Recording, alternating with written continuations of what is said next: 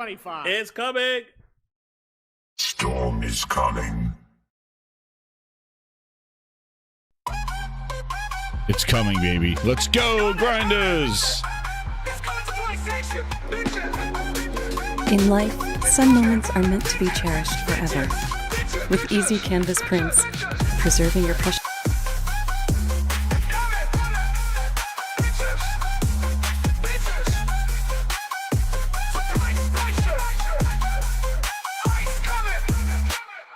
Yo, what's up, grinders? How you doing? Yep.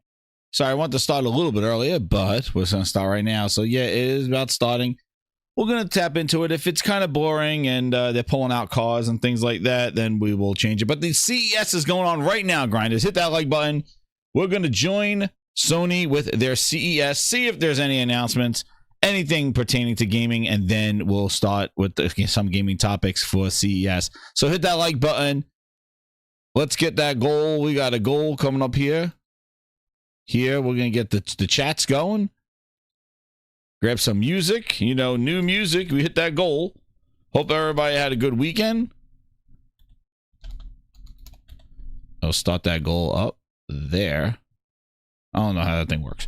But, yep, let's go. Here we go.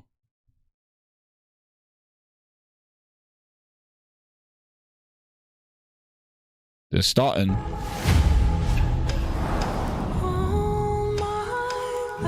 I don't know. They're playing some music, but it is commercial. So anyway, hit that like button. We got a show tonight. So it is CES going on right now. Thank you, Christopher Duran. Shout out to you. Josh Ayers coming on in here. David Diaz. How you doing? Watching Raw on Netflix? No, I'm going to watch it after the show, and hopefully I'll check that out. I'm interested in seeing that. Curse Kane, hopefully you listen while you're watching Raw. That'll be nice. Kazakira, what's up? How you doing? How you doing? Outside Gaming Night, Data War, Jesus, Nick, Michael Meridian, what's up? How you doing? We are here. Gaming Grindhouse Night. We're going to check this out. So let's move this screen a little closer to me so I could watch it not at an angle. And yeah, we'll keep an eye out and see what this could be. You know, usually at CES, Sony, you know, that's where they show the logo to the PlayStation 5, or they show the logo of the, you know, they talked about the VR, the Portal. We'll see. They also pull out cars and stuff like that. So we will see what they do this time around. Their gaming news has been not too much at CES. There's definitely been something, but there's been two letters that have been going around all goddamn day, and that's what everybody seems to be hyped about. But not really. I think it's just a marketing term. AI. AI isn't everything. It's AI diapers, AI toilet bowls, AI cards, AI software. AI is the key word of everything, and I think it's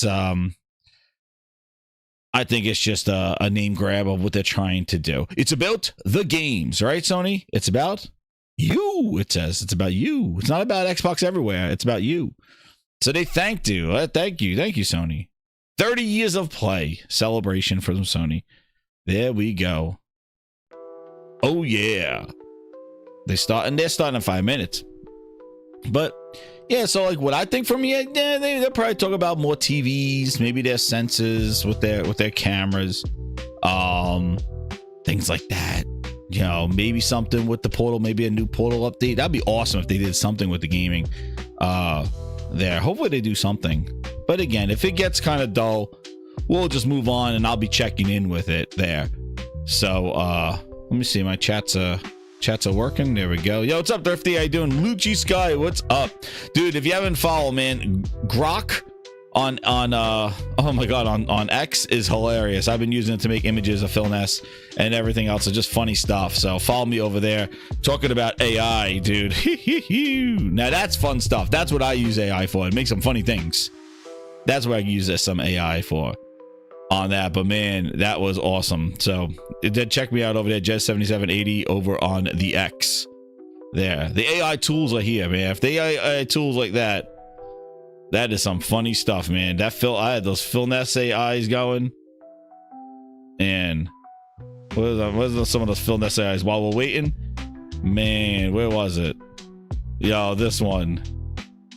Phil Spencer, he's on Raw tonight. Phil Spencer's on Raw tonight. Raw Netflix. It's coming. He's coming. Phil Spencer, get the Rock. His debut. He loves himself some TV. Phil Spencer's ready on Raw. He's ready on Raw. He's ready to go. He's ready. Phil Spencer's ready. He's ready for Raw on Netflix. He says, I can't miss out on this.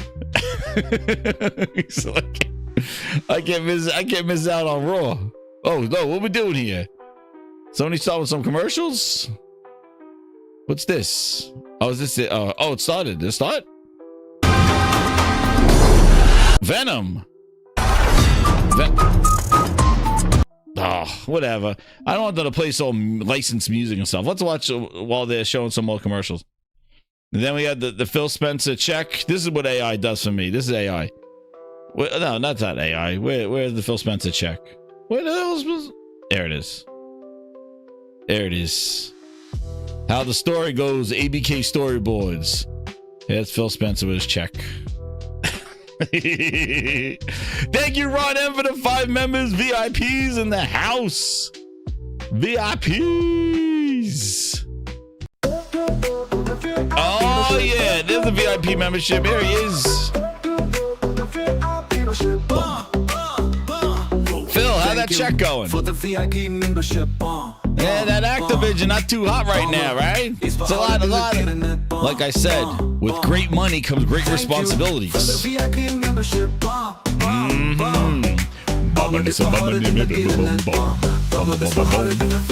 Welcome, Alfonso GRH44 and Craig the tech guy. We gotta get the tech guy in here. That's right, Craig. And Kevin Mack, Big Daddy Mack. We got him. You got him. It's coming. That's right. It's coming, Joy. There it is. It is coming. Sony got 2 minutes. And then, oh, there he is. Big Booty Bobby. There he is. There he is. Oh, you counting that Phil Spencer check, man. Dude, they saved this dude. And Phil Spencer got now all his problems. We'll talk about the state of Call of Duty. On that bitch, Xbox. Juicy. Man, we'll talk about the state of Call of Duty. It's not looking good. Man, Big Booty Bobby, he's clapping in the streets.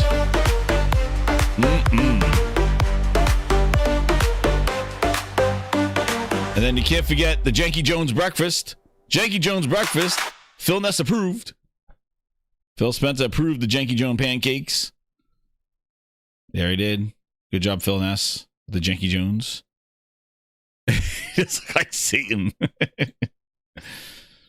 Phil Spencer at IHOP, ladies and gentlemen. Phil Spencer at IHOP. What a debut with Harrison Ford. There it is. Incredible. Incredible. This is how they made the deal with the Janky Jones pancakes. Incredible. But then the biggest one, then there are a couple of other ones. And Todd Howard driving Phil Spencer. I told you he's an Uber driver. I told you. I got the pictures. I got the pictures. I showed you. Todd Howard driving Phil Spencer around. Uber driver. You're my #1 customer. That's right. Easy Tone with a 5. He goes, Xbox new motto. Wait till 2026. PHILNESS buying himself more time, dude. We just started 2025. They're already trying to hype up 2026. My goodness. My goodness. What are we doing here? What are we doing here? You're my #1 customer. Phil Spencer all in.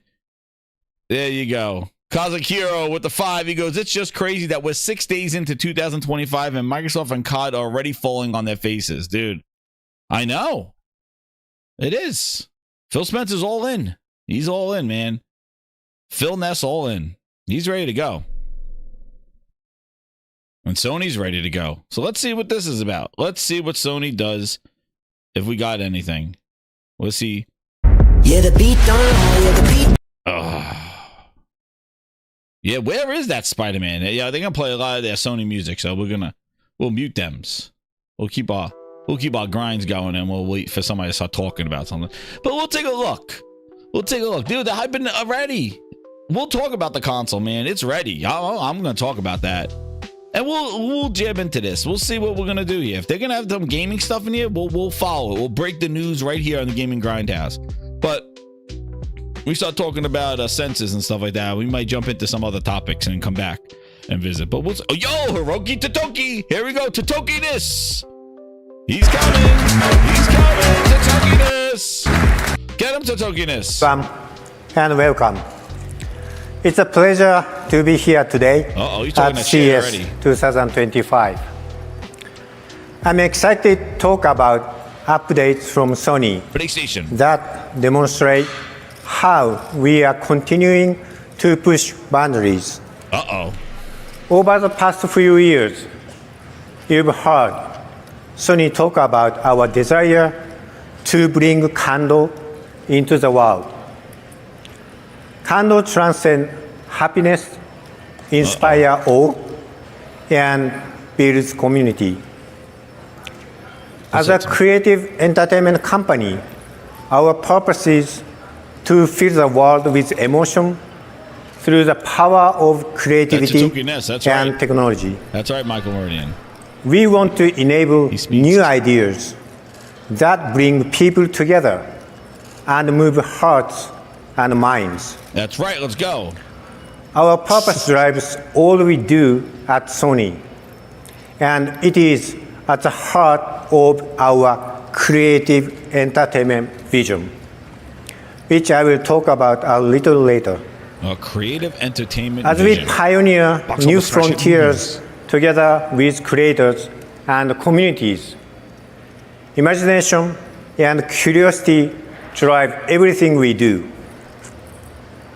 From creating compelling entertainment in film, television, and anime, collaborating with exceptional music talent to amplify their work, This is his jam. He has it while on his, exploring playlist. the potential of virtual spaces, and offering best-in-class games including Game of the Year Astro Bot and the PS5 Pro, featuring over 70 enhanced titles such as Final Fantasy VII Rebirth and The Last of Us Part 2 Remastered, with many more to follow.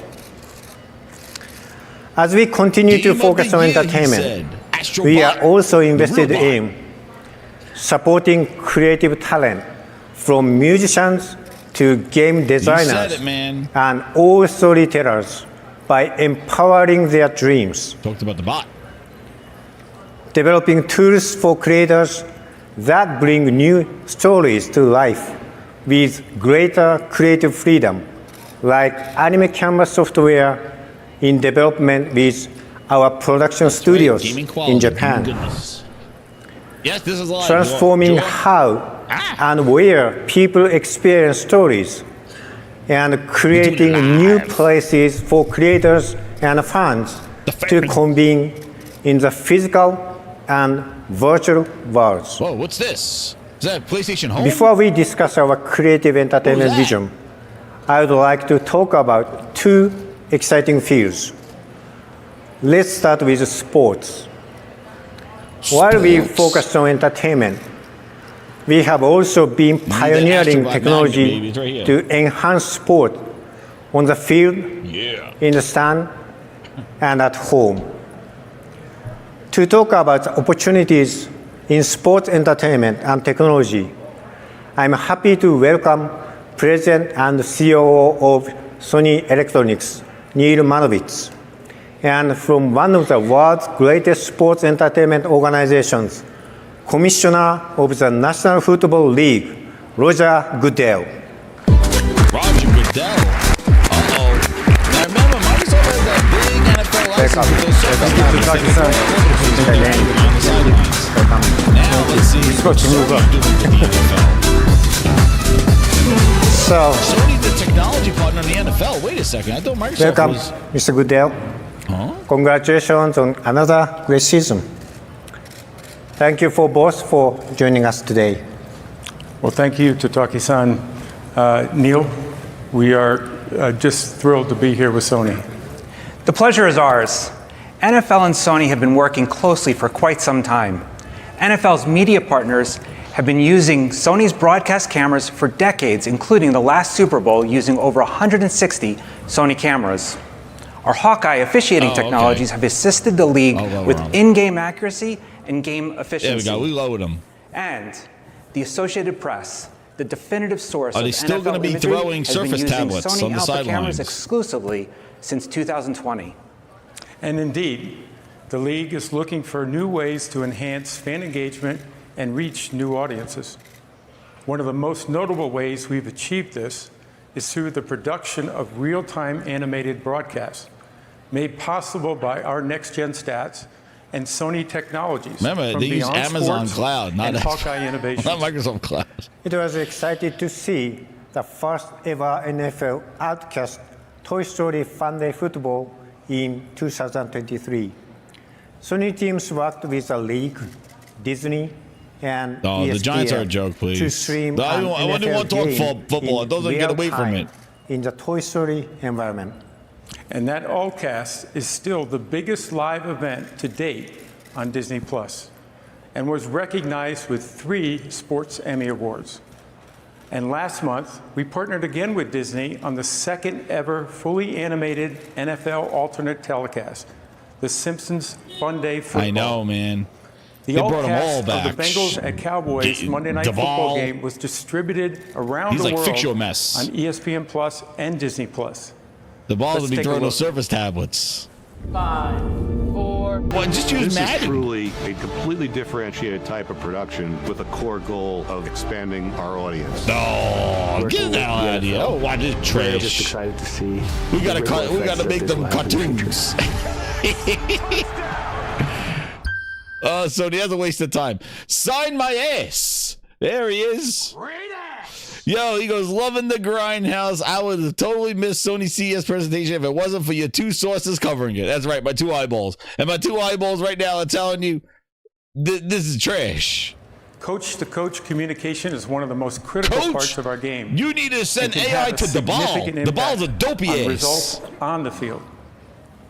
And today, we have a prototype of the new Coach headset. Yeah, we're give that developing right with to the NFL. give that right to the Giants head coach. He It will needs feature it. Sony's industry-leading God noise-canceling damn it. technology and unparalleled sound quality. There we go. Give it the to headset him. will be powered by Verizon's No more 5G network Bose? and make its debut in the 2025 season. No more We're Bose? looking They forward to used to do seeing Bose the on the side. headset in action. We're excited about our work with Sony and what it means to the future of the National Football League. It's an honor to work with the NFL. Damn. Thank you for joining us today. My pleasure. There you go. Thank you. Thank you so much. Headsets. You take them. Thank you. Another space where Sony continues gave to them innovate H7s. is mobility. He's like, take these Afira H7s. is a bold step forward in mobility, Make sure you see it on creating TV. an entirely new driving experience. Uh-oh, they would do with the designed Sony to car. connect, Oh, damn. Put it in entertain, Gran Turismo. and inspire. To talk more about this exciting Hitokiness. evolution, please Yeah, welcome Bose. CEO of Sony's is Sony better than Honda Bose. I got my Mobility, Sonys. Yasuhide Mizuno. Uh-oh. Here comes the cars. Here come the cars.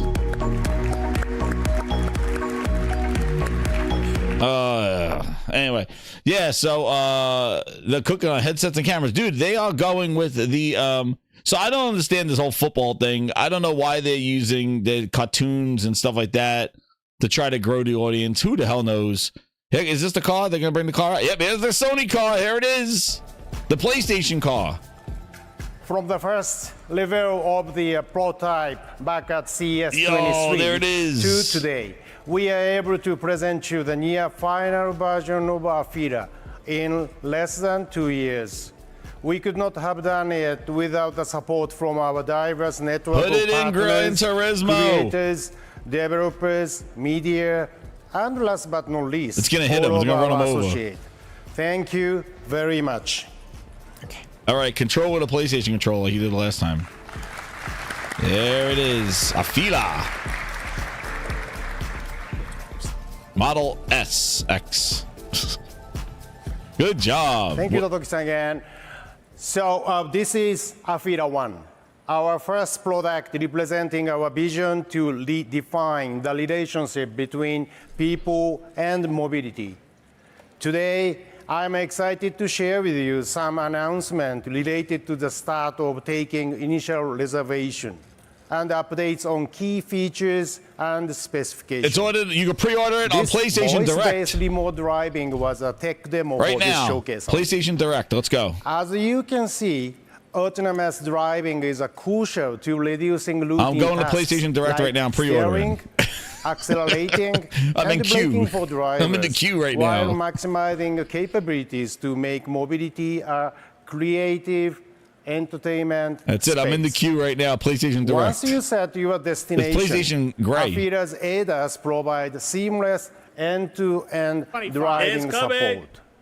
We call this one-tap ADAS. AFIRA Intelligent scanning. Drive. Together with 800 TOPS of computing power and 40 sensors, It's sold out. AFIRA's That's it. AI perception is I used missed the to queue. accurately recognize the I was in the queue surrounding for it, the environment. PlayStation Direct. And its AI planner Can I is put it on used my to create PlayStation card? optimal driving plans. Do you Drivers accept the can Sony see PlayStation the status card? of Give me some ADAS points. and the surrounding situations through easy-to-understand visuals in real time. Once activating our ADAS, Just put it. I'm customers gonna play can it. be I'm Gran entertained Turismo. by Put it in. communicating with AFIRA 1. Oh, then there's AFIRA The 2. key in achieving this is AFIRA Personal Agent. Our agent There we is go. I told you, focused AI on is running amok. conversation. So not only does it control the vehicle setting, it proactively talks to you, providing no. useful information based on your needs for you to make the best use of your travel. Everybody gotta go watch your Windows. These It's are the selection Copilot. of apps currently available. And this Where's number Xbox Game continues Pass? to grow as Karaoke. we speak. We want Now, Game Pass. Let's That's move an on Xbox. to the most anticipated news. We need an Xbox. At last, AFIRA 1 is ready for reservation. All right, PlayStation This Direct. product will be offered at the starting price of $89,900 for the origin trim and $102,900 for the signature trim. Oh. Both include All right, a going on my 3 PlayStation years card. complimentary subscription to certain functionality and features. Finally, we are accepting reservations after this press conference. There we go. Pre-order All now. reservations are taken online through our official website. Let's with go. A fully It's not an Xbox, refundable Thrifty. There's no Game Pass on $200 it. reservation fee. Phil got to put that Game Pass on. Then he can call it an And Xbox. that's less than what you lost at the tables last night. Of course, It's refundable. coming. The car's coming for Initially, $200 reservations will pre-order. be limited to residents in California, with plan to gradually expand into other states. So, well, That's it. Mass AFIRA, Produce it's pre-order. time The to first go. pre-order. See you, AFIRA. Uh-oh. Was the car supposed to do something? Tomorrow, we will hold Sony Honda Mobility. And it runs over 5 people as it backs away. And then you like, the car ran over We people. plan to share details on the product and service network. Yo, We'd he just love told the car to go see to you bed. there. AFIRA is bound for a future filled with wonder. Thank you very much. There we go. He just told the car to go home. He told the car go home. Let me get the super chat right here. Michael Burdine with the 5. He goes, do you think they'll get a quarterback with the 3rd pick? I hope they get Cam Wood. Dude, I don't know, man. I do not know what they're going to do with that 3rd pick. All I know is that the other 2 take quarterbacks. Giants hands in their pants with the 3rd pick on that one. We're talking music now. Let's see. Hitokiness. Creativity. We seek what the future That's will it. bring. Who pre-ordered? So we explored an essential question. That's it. What will Kando look like in 10 years? Who's Kando? I don't even know what a Kando We brought is. together creative minds Is that his from AI? across Sony companies and beyond Who's to Kando? discuss this important topic. The intention was to design a collaborative future that harnesses ways to bring Kando to people's lives. I keep saying candle. I'm Our like, creative who's entertainment vision cultivates a synergy between creativity and technology. To realize this vision, we will continue to establish strong connections with creators. Pull out the PlayStation controller. Let's begin by looking at how our leaders, Scott Easley, Christine Belson, and Michelle Grady, let's see, Sony fostering Animations, creative talent music, by supporting pitches. Those their sound like passions. games. Project Kando. Yeah, we're not. We'll mute this thing. We'll mute this thing. We'll get to the chats. That's it. The Coup 1985. He pre-ordered his PlayStation. His Alfie. Oh wait, what's this? That are incredibly specific and personal. Whatever. Cartoons. It's a creation platform. Okay, gotcha. That's what it is. All right, creation platform. It is. Let's see what we got here. So while they're running their mouth, let's take a look, because this is how we're gonna roll here. So let's talk about what they got here going on here. So Grinders, just a little Grindadamus. My goodness, Grinders, this is pretty crazy. I told you. What did I? Let's see what Grindadamus said about CES. Right? Let's do while they run their mouth. Let's see. We got. Oh no, we didn't do this yet. I'm not going to do it. We're going to hold on to that. We'll hold on to that. We'll see what's going on here. What are they saying? Metric that we need to meet. It is a purely creative exercise. Yo, if the hope this doesn't get delayed. Right now we're at a really exciting point in time for technology. Filmmakers. I hope that don't get delayed, man. So I heard it was supposed to come out. It's supposed to come out this year, but now I'm hearing that this the second part of it's going to come out next year. I hope not. Oh, that's what it is. Thank you, not your mother. Kando is a Japanese state of mind, meaning emotional involvement. Thank you very much, not your mother. Because I was wondering what he kept saying. I thought he was saying candle. Thank goodness for the sometimes Kando. Josh says Kando is the motto for Sony. It's a creative process. Okay. Oh, let's see those games. I have a feeling the way Hitokiness came out there. I have this irk. Yo, I have this feeling that there may be something here. We're kind of building up to it. A PlayStation something. There's something. Come, maybe the VR. I don't know. Hitokiness, tell us more. He's back. Hitokiness. It's inspiring to see. You're building up to something. With creators, let's see what we got. Nurturing we did the call first. And shaping the future together. You ready? We value collaboration with creators to bring their visions to life. Oh, man.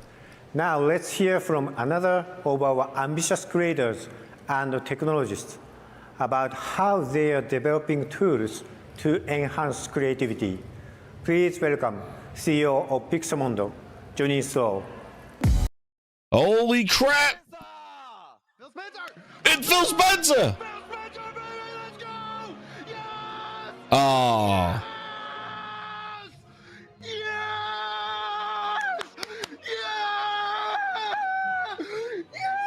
Oh, it's not Phil Spencer. Oops. Shot it a little too early. Shooting convincing vehicle sequences can be frustrating. I'm waiting for it. I think he's going to pull out Phil Spencer on stage. Expensive, complex, weather dependent, potentially unsafe, and stifle creativity. You know Phil Spencer, man. So, Pixar's Innovation Lab set out to build a Phil revolutionary onset tool. He can't voice. He loves himself some TV. After extensive development and testing, I'm excited to introduce Pixo Akira, the ultimate vehicle processing system. I think that's the end. You know Phil Spencer. No, you like to look at yourself on television, you sick son of a bitch. So look at this. Yeah, you're gonna come out there, man. that's Greg Spencer. Oh, I thought it was Phil Spencer. I thought he was like, and now we like to do our new partner, Phil Spencer. Customer. No, Michael, I didn't get with the 2. He goes, Jez, did you order the Helldivers controller? No, I didn't. I did because I got the PlayStation Anniversary controller, so I got that one instead. Like I said, Josh, this AI is all over the place. We'll get into go into some of the CES stuff, like what the AMD had today and LG and stuff like that. But again, it seems that the motif of CES is really the whole like this AI systems and tools, and everybody's trying to get their AI, their tool, their system in creators' hands to start using it. And that's where I'm seeing a lot of this stuff. Like everybody's trying to get their tools out there and to try to get this adoption, because that's what they're waiting. They're waiting for these creators, if they can keep them and not fire them in the gaming industry, but keep them and make them use the tools and the AI and all this stuff, so that they basically could, you know, utilize it somewhere and you know, kind of take off. It's a moving car simulator. When combined with LED volume content, Pixel Akira produces in-camera visual effects of the highest quality, perfectly synchronized with the moves of the camera. PlayStation Direct pre-order, vastly reducing for Gran post-production Turismo time and complexity. Visit us at the front of the booth to see virtual and physical production meet head-on. All right, let's go. Gran Turismo update. Now, let's hear about another new technology to power creativity. Please welcome Head of XR Business Development at Sony Electronics in the US, Taiza Yamamura.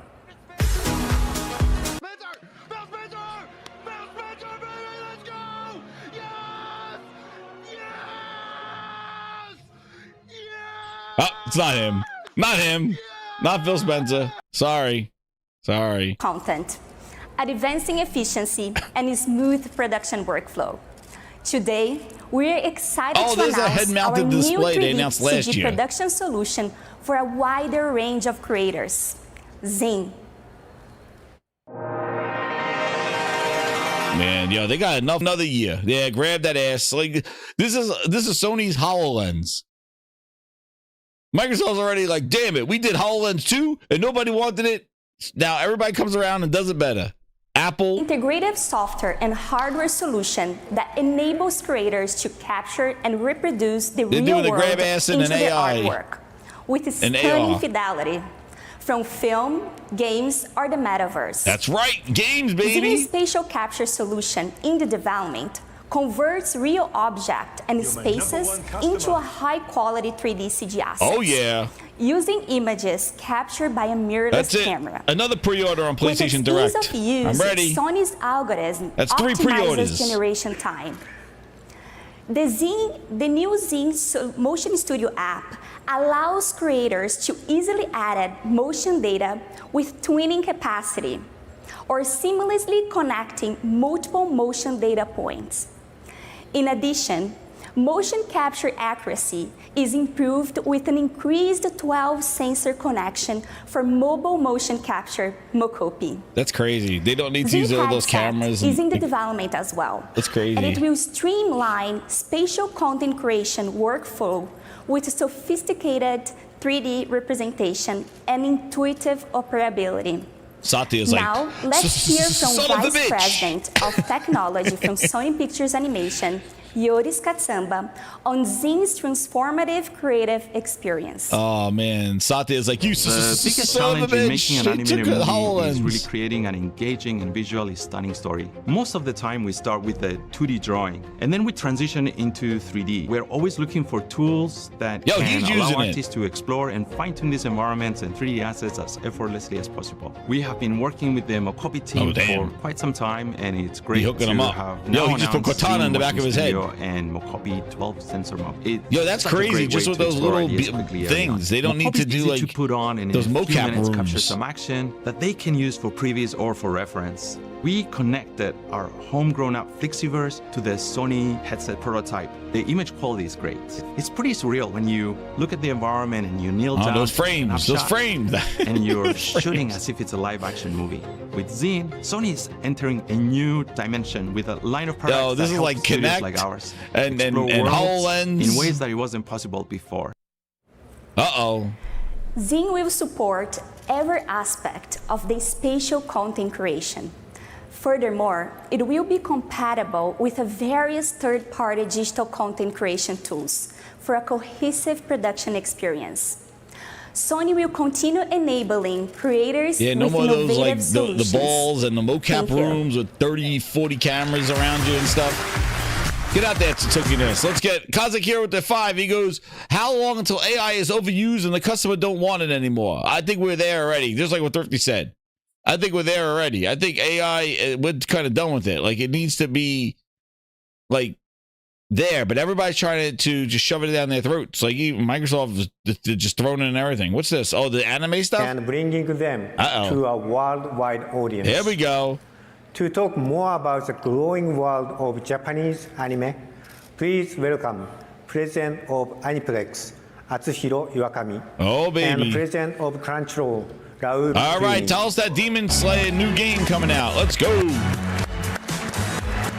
It's coming. He's here.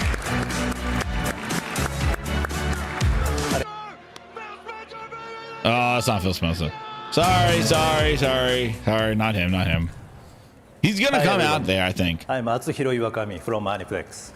And I'm Rahul Purini from Crunchyroll.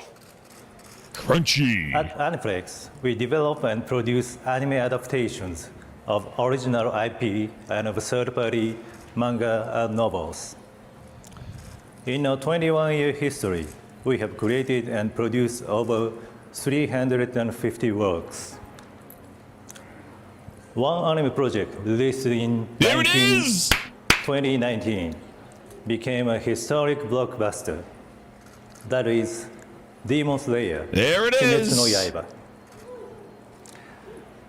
Based on Koyoharu Gotoge's manga series from Shueisha's Weekly Shonen Jump, Demon Slayer has captivated viewers with its beautiful animation and emotionally rich story, following protagonist Tanjiro Kamado. Yeah. Tanjiro joined the Demon Slayer corps to avenge his family killing and find a way to turn his sister back into a human. The series has won numerous awards. Yeah, the animation in that show is freaking incredible. Powerful, high-quality images. The movie they created announced by animation release date. studio Ufotable. Building on its success, the anime film Demon Slayer Kimetsu no Yaiba Mugen Train, released in 2020, Yep, I went became there. the highest-grossing film of all time in Japan. Wow. I was there. Later released in I the saw. US, it topped the weekend box office and was released in over 45 countries and regions. Following 3 seasons of the TV anime series, this year, the first movies, film the trilogy. from Demon Slayer Kimetsu no Yaiba, Infinity Castle Trilogy, releases in theaters worldwide. Oh, damn. The movie will depict an all-out battle in the Infinity Castle. I know, I gotta between catch the up. Demon My son's Slayer yelling at me. corps and powerful demons, including ready for the big Muzan battle. Kibutsuji. Let's watch the latest trailer. Oh, yeah. Baby. 25. It's coming. It's coming. That's the first movie. The trilogy will feature an even more thrilling storyline and breathtaking visuals that push the boundaries of animation technology. Aniplex will partner with our sister companies, Sony Pictures and Crunchyroll, to bring this film to pop culture fans around the world. Please stay tuned. Thank you, Iwakami-san.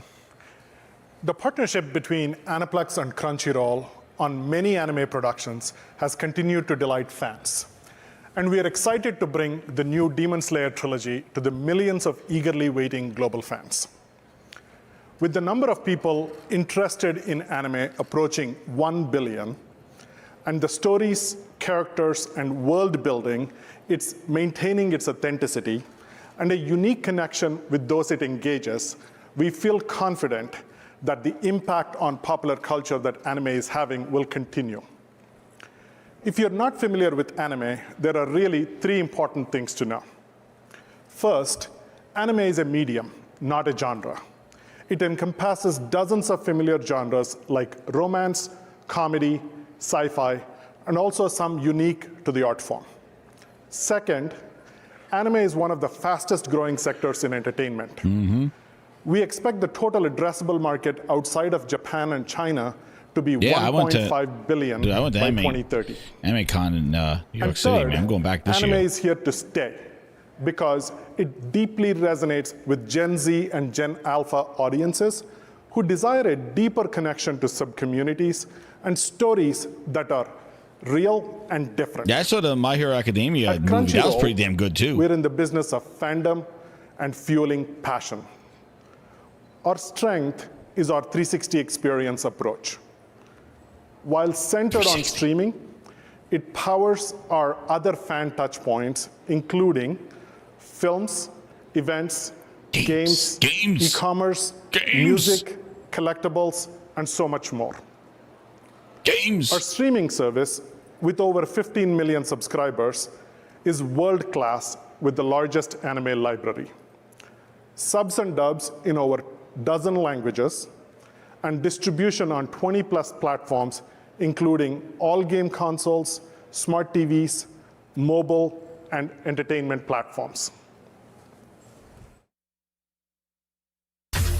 Anime makes me think about the things that are possible in this world. I feel at home, like I'm with my people. This is the anime effect.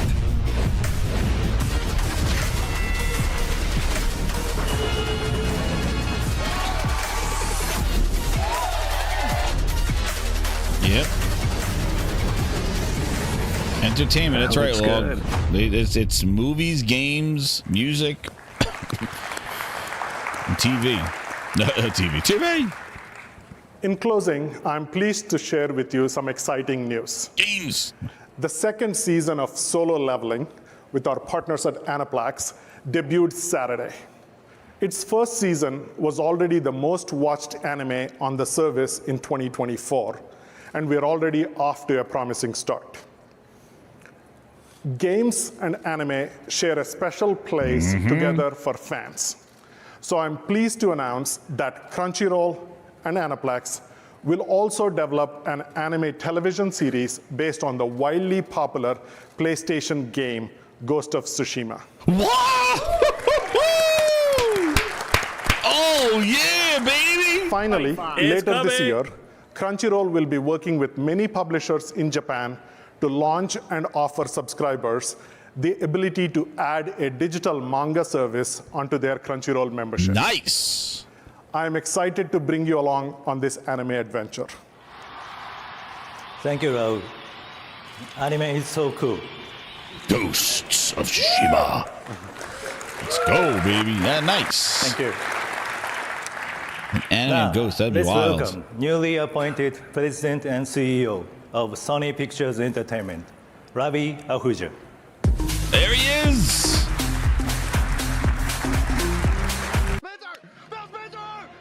He's coming!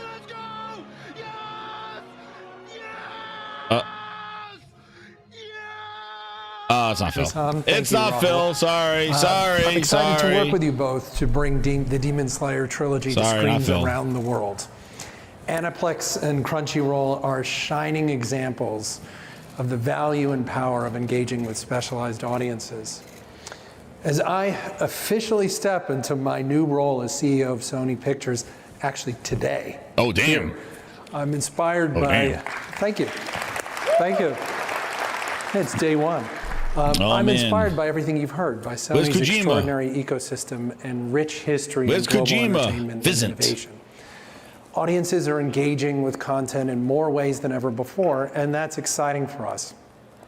At our core, we are storytellers.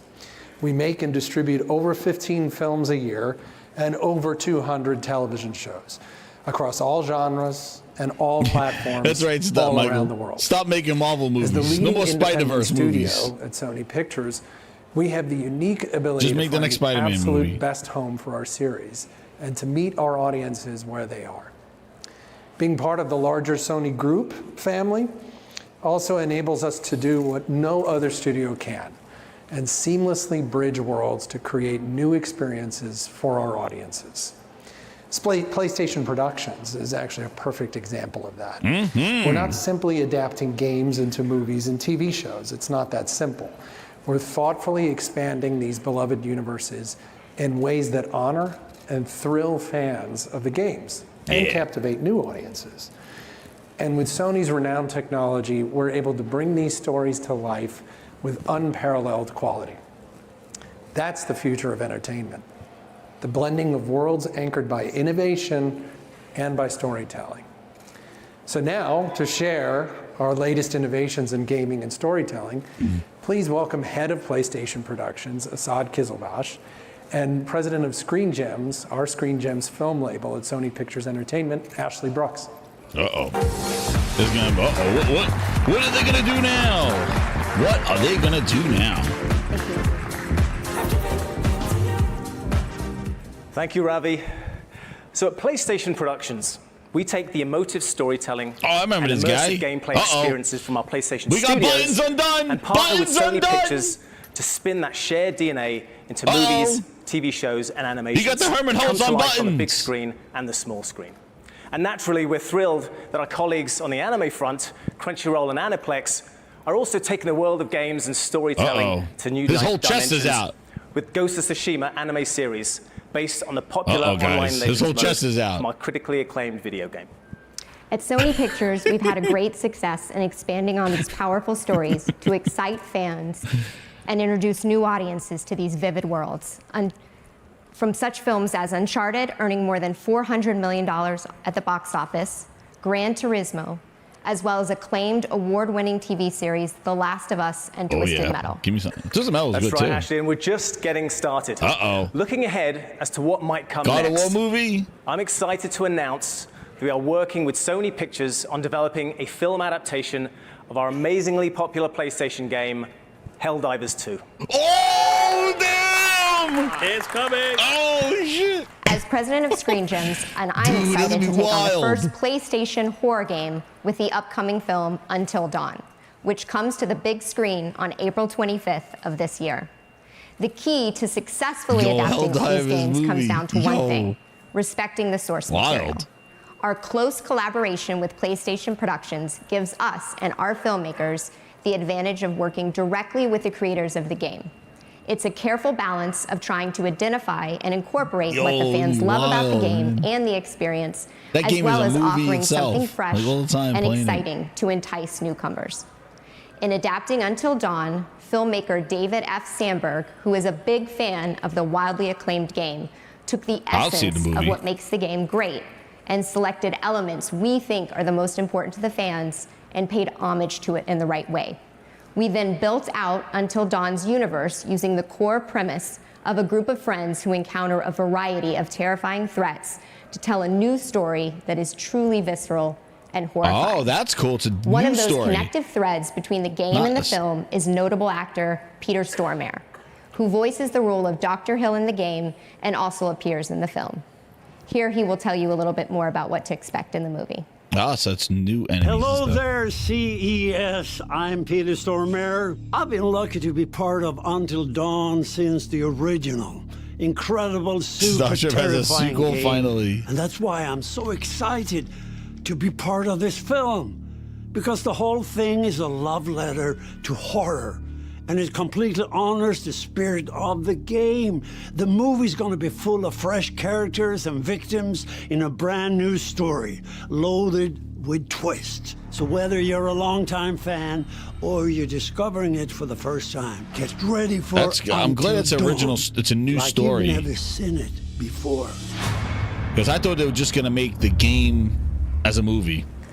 We are incredibly proud of that film, and thank you good. to our partners at Screen Gems.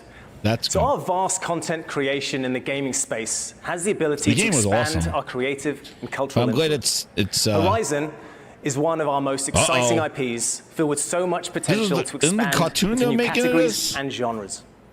The most recent example is LEGO Horizon Adventures, which launched this past November. They announced it going to Xbox. A playful story inspired by the world of Horizon and made fully out of LEGO elements.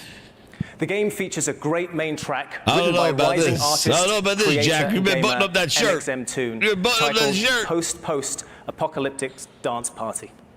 We've also created a music video for that song with her. We leveraged the game assets produced with the Unreal Engine to transcend the boundaries from gaming into animated content to further extend the world of Horizon. Let's hear from MXM Tune herself on the project. I think it was really fun So it's an to animated kind of blend Lego my passion movie? for video games into like making a song for a video game. There were so many elements of the Horizon like series that was influential to me when I was writing this song because that was a world I was really familiar with as a fan of the game. I don't know about this one. I don't know. I don't know about those buttons. Skip. Yeah. But skip. Where you go? Skip. We skip. Simple as that. Skip. I don't know. That whole thing has a new name now with Skip. I don't know about this. He's not skipping. All right. We don't need about music. We don't know about this one.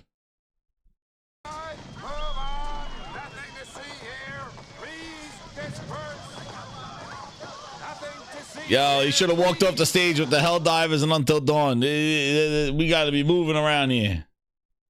All right. Great that she's a fan of the game as well. All right. Get those buttons undone again. Let's go back to the buttons. I'm excited to be able to reveal for the first time here today. Here it is. That's the buttons. Columbia Pictures and PlayStation Productions are at the early stages of developing a film adaptation of the award-winning Horizon Zero Dawn. They're doing a movie. Just imagine Aloy's beloved origin story set in a vibrant, they don't future stop with world this Aloy, man. filled with the giant machines. Brought to you for the first time on the big screen. In live action? And as you've heard tonight, as an evolution of storytelling, we also want to authentically expand our gaming worlds into new experiences. With so much great IP and in-house expertise, the possibilities are endless, So what we especially doing? as we collaborate with our Sony sister companies. And on that note, I'd like to introduce someone special whose team has been leading the charge. Uh-oh, here he is. Please welcome studio head of Naughty Dog, Neil Druckmann.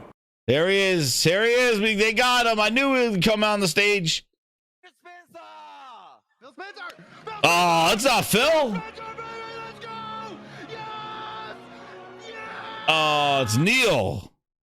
After we announced Naughty Dog's newest franchise, Intergalactic: The Heretic Prophet. Ooh. Intergalactic follows in the lineage of Naughty Dog's beloved game series like The Last of Us, Uncharted, Jack and Daxter, all the way back to Crash Bandicoot. They're already doing a movie? At Naughty Dog, we continue to strive to be an IP powerhouse that brings together world-class talent to develop some of the most renowned narrative-based games. We're looking forward to sharing much more with you about this ambitious project in the future. But for today, I want to focus on one of our existing franchises, The Last of Us. Yes. All right. And When's since the its season debut 2 just start? over a decade ago, we've been floored at how beloved The Last of Us has become. We're always exploring new forms of entertainment, of how we can leverage our franchises to create unique narrative experiences. That's why I'm excited to introduce a new location-based experience exhibit presented here at CES in collaboration with our Sony sister companies. You'll get to step into the world of The Last of Us as you travel down into the infected tunnels of Seattle. VR? Now, this is still in the proof of concept phase. What is But this? this new incredible technology allows us to escape immerse room. all of your senses. You've never experienced The Last of Us quite like this. Uh-oh. And speaking of The Last of Us, Click his grab assing. I know many of you are looking forward to season 2 of the HBO show. And the game part 3. Well, I have something small but quite exciting to share with you all. It's coming. 25. It's coming. That's all he's gonna tell you. It's coming. Oh man, Joel. Hey, Abby. Uh-oh, here we go. It doesn't matter if you have a code like me. 25. It's coming. 25. It's coming. Great circle. Bitches. 25. It's coming. Great circle. Bitches. I'm thrilled to announce that The Last of Us Season 2 will debut this April on HBO and will be available to stream on Max. Much more to come from Naughty Dog and Sony in the future. Thank you very much for your time. All right. Here's some tokiness. April. I'll take April. This is my birthday month. Sony's vision. All right, the includes tokiness. Creators. Where's Herman? And Sony colleagues. They're doing a working Horizon together. movie, dude? We aim to empower creativity I don't know. by bringing I think new awesome special stories effects. to life. Like awesome special Connect effects and stuff. amplify the world of beloved But like, narratives I don't know. and I don't expand know, IP Ronda Rousey. Yo, into that's what they unique should have got. and engaging All right, experiences. it's summary time. I think he's done. This is our creative entertainment vision. We believe the future will be exciting a Permanent world witness protection, envisioned man. through the lens They got of him creativity in and technology turtlenecks. brings an even more multi-layered experience where physical and virtual realities overlap without boundaries. We want to create infinite realities for everyone. You got a VR headset, Hitokiness. Where's the VR innovation, Hitokiness? A boundless It's some sense of horse shit right handle. there. Thank you. Oh, and Hitoki, enjoy you failed, CES. man. Yo, you talking about immersion and shit? Dude abandoned his VR. He abandoned VR. Goddamn Hitokiness. Goddamn Hitokiness. Well, bunch of movies, but this is CES. No Hitokiness. I can't believe it, man. You're talking about immersion and growth and all this grab ass in an AR, and you don't have VR announcement, a new game. I thought they were going to have like a Last of Us. When he was saying Last of Us, I thought they were going to have some sort of Last of Us, like Last of Us a VR immersion. But he said it's some sort of ride at CES, some horse shit like that. I don't know. And then the Horizon, I don't know if it's going to be a movie, if it's a live action and stuff. It has the potential, but Helldivers as a movie would be friggin' lit. That's all I'm gonna tell you. That's gonna be wild. Oh, there's your PlayStation and Portal. There they are. They just have them in a little friggin' commercial. Yeah, I don't know, man. I don't know, but it's definitely yeah, it's definitely I don't know where the VR is. I don't know. But anyway, going around, well, talking about CES, so yeah, that was that. There's some interesting stuff there. I think that's done. We'll see if that's about it. Yeah, so some other things that were announced. One of the things that was around, and we're going to talk about the some of the things. Like I mentioned, so Grinders, I mentioned here. What's I just watched Starship Troopers? Oh man. So other CES gaming news. So I told you already, right here. The tweet, when was it? When did I put this thing out there? This was December 26th. I said, when they said the Legion Go S has been leaked and all this stuff coming around. All right, hit that like button, Grinders. We can get into some news now, CES news. And get into some of the topics here. So I wrote right here, this whole thing is going to be hardware diarrhea from the OEMs. This whole portable PC extravaganza, right? This whole thing is going to be hardware diarrhea from the OEMs while everyone just gets a Steam Deck or waits for the Steam Deck 2. All the OEMs are going to saturate this handheld market with hardware configs and slap Windows and Steam on it. Remember the mixed reality headsets. Well, Grinders, that was December 26th. This is today. Nitro Blaze 11 handheld gaming PC. It's handheld, but it is huge. Look at that 11-inch screen. 11 inches. That is enormous. Pause. Immersive. It is also surprisingly It's lightweight. coming. 2.3 pounds, I think. It feels great in the hands, but it's also got other cool features. Detachable controller handles, a built-in kickstand, so you can prop it up. Plus on the inside, a laptop-grade processor to give you more power for all your games. All right, this is the Acer Nitro Blaze 11 handheld gaming PC. 11 inches. A handheld gaming PC. What did I tell you? It's handheld. Here's Acer. We have the Legion Go now. We have the Asus ROG Ally with the Zen 2 that's going to come out probably sometime later this year. Now Acer has an 11-inch friggin' 11-inch handheld with a laptop. Dude, look at this with a laptop configuration. What did I tell you? These portable PCs are basically what laptops are to desktops. These are now what these are to laptops, what laptops are to desktops. That's what these things are. And I told you, hardware diarrhea. that 11-inch. Oh, we got it. Everybody's going to try to do something different because they can't just keep making, like, they can't just make a Steam Deck because they got to do something different. So we're going to go like 11-inch screen. Like, we got to go huge. And then there you go. Like, screen. That is enormous. Tell me what the battery life is on that thing, please. Immersive. But the problem is that they got to make 11-inch screens because Windows on these things suck ass. Exactly. Probably 1200, Dino Bravo. Probably. It's a friggin' laptop. It is also surprisingly lightweight. 2.3 pounds. 2.3 pounds. I think. It feels great in the hands, but it's also Let me tell you something. Look at the ergonomics of this thing.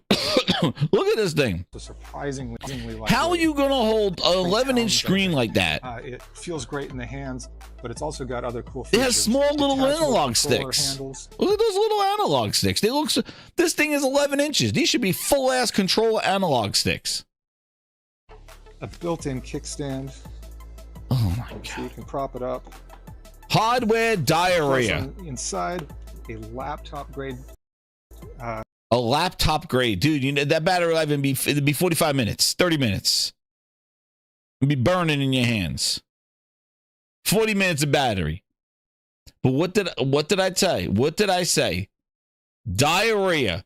Hardware diarrhea. Here you go. Here's the Legion Go, the Legion Go S. Here they go. And they just announced the Zen 2s. They just announced the Zen 2s that are going to be all in these little devices. That one now has a portable battery in it. That one has a laptop one. Listen, what did I say? Hardware diarrhea. And that's an Xbox, apparently. There you go. I don't know. I don't even understand why.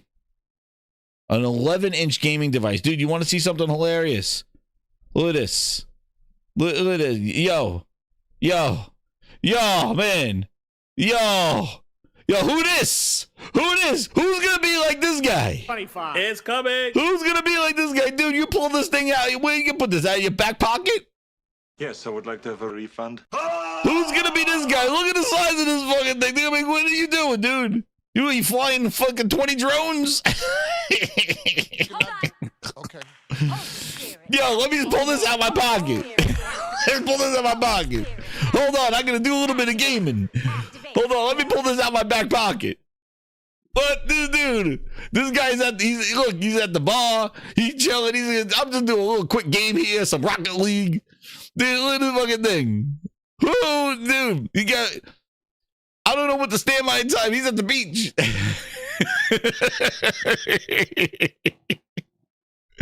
Dude, who's this? Where am I? Where is everybody?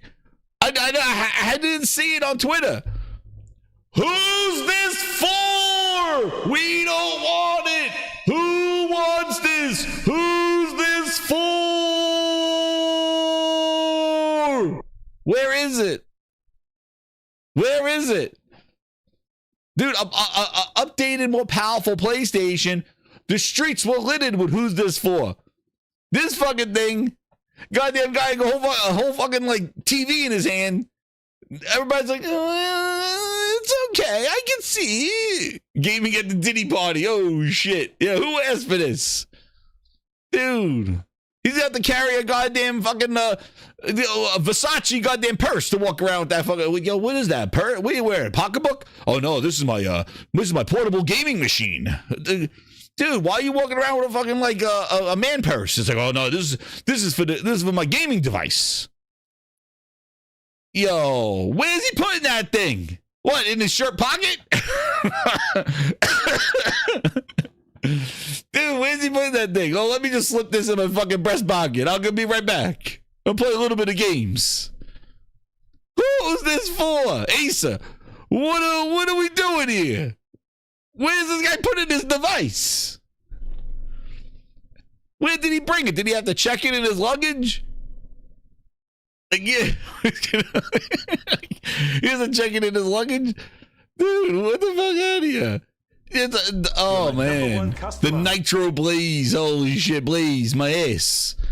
Oh man, no, there you go. Sign my ass. There he goes. He goes, He goes, Would you ship that? no one wants this. What you just played? No, they all want. That's an Xbox. And Grinders, did you know that there was the original Blaze, which was a 7-inch screen and lacked back buttons? Did you know that there was a Blaze last year? I didn't know that there was a Blaze. Did you know there was a Blaze? Now we got that didn't work out. The 7-inch didn't work out, so they went with an 11-inch Blaze. Oh shit! Look at this fucking thing. Look at this thing. Oh man, those controllers look like ass. Look at this. Oh man, where's that Blaze? Yo. Who wants this? Who's this for? $1,100. Just buy a fucking laptop. Holy shit. Where's the rage? Where's Tom Warren? Where's Tom Warren? Where's Bootleg? Where's Bootleg? Yo, where's Bootleg? This is an $1,100 portable device. $1,100 to walk around like this guy. You $1,100, then he has to buy fucking $300 in accessories to carry the fucking thing. Where is it? Where is the who's this for? Is it in the streets? Yo, Tom Warren. Let's see. It has to be on the Tom Warren. It has to be on the Tom Warren. Tom Warren has to be on here. Xbox Game Pass. It's an Xbox. Man, Microsoft missing out. Oh shit! I don't see anybody saying who's this for. Not satisfied. I want Razer. Who approved this? Embarrassed to be seen with that. Looks amazing. Oh, shit. I hate the fact that I want this so bad. Oh, shit. Ace is trash. Look at this guy walking around with a TV. That's where I draw the line. 16 gigs of RAM and a 55 watt-hour battery. Dude, you turn that thing on at the Windows login screen, it's telling you you have 50%. Must weigh a lot in your hands. Tablet and a Switch, not a bad idea, but the price. Thanks for the handheld, it's a TV. Steam OS gaming at 16 gigs is not 16 gigs of RAM. 16 gigs of RAM, ha. It weighs over a kilo and costs $1,100. And has a 55 watt-hour battery. Dude, these things are a friggin' scam. Just get a laptop. This is what this I told you. This is the future that they think Microsoft's trying to piggyback off of this thing. They should have stayed in the console business. They should have stayed with the consoles. They are trying to leapfrog out of the console business to get into this thing, this portable device bullshit. Dude, this thing is going to be a cesspool of diarrhea of hardware. Everybody's going to be making their version. Acer, Asus, Legion, Microsoft themselves, all of it. All of it. It's crazy. Who's this for exactly?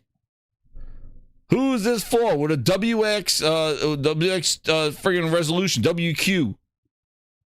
144 hertz. Dude, yeah, run a game at 44 hertz. And wait, and that's $1,100 for up to 2 terabytes. I bet you $1,100 don't even get you the 2 terabyte version. Hall effect joysticks. They look like little nubs. 16 gigs of RAM. Dude, you can't upgrade that stuff. Please. This is just the start. Sign my ass with the 50 Seek. He goes, notice the fan vent on the back. You'll get a hair blower too. Exactly. You can dry your hands on it. But this is what I'm talking about. This is this portable device. Steam Deck started it, and now everybody's jumping on board with all this stuff. This is what they're doing. And then that's the one of the gaming news. But these portable devices, dude, I don't know who's pulling this out at a party. Rooftop parties at the beach. Yeah, go play this at the beach. Get all the sand in the fan. You're bringing $1,100. That's the battery life is going to suck horribly.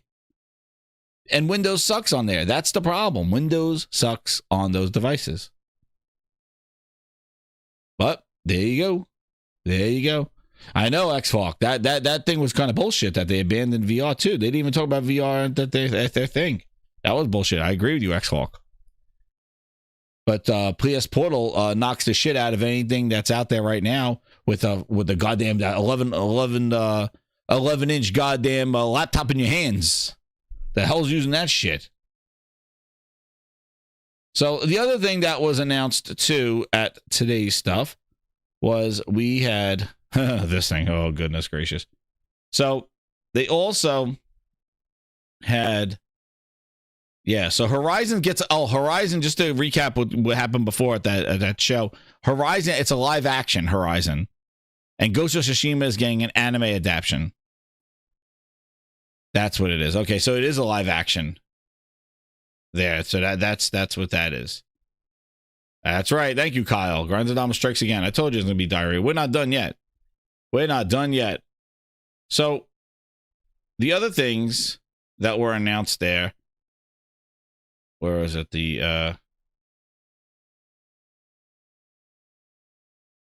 So apparently AMD had their show.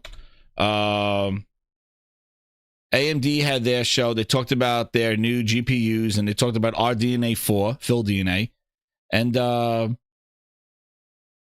Studios and Microsoft. They introduced Activision, Blizzard, and Bethesda. Oh, here it is. Thanks, Jack, and hello Booty cheeks to everyone at CES. Games are how we connect, how we build community, and how we explore bold new ideas. Our decades-long partnership with AMD has resulted in several of the underlying gaming technologies that are used by all the biggest developers today. This ranges from development of OS-level graphics APIs like DirectX 12 Ultimate and ray tracing, to larger caches, multi-threading, and driver optimizations that enable more games to be played on more devices. What's he talking about? Can't wait to see what they can do with the next generation of processors and GPUs with Ryzen X3D and RDNA 4. Technologies like FSR and frame generation make some of our most demanding games, like Starfield, run better. These optimizations give our teams more headroom to not just push more pixels, but to actually explore richer gameplay, deeper physics modeling, and more robust systems. And this dynamic of hardware technology enabling our devs to do more continues in the future, with FSR 4 on the latest graphics cards bringing high-quality machine learning upscaling to games like Call of Duty Black Ops 6 later this year. Thank you, Lisa, Jack, and everyone at AMD for helping our team achieve Bullshit! Let me see that booty drop. 25. It's coming.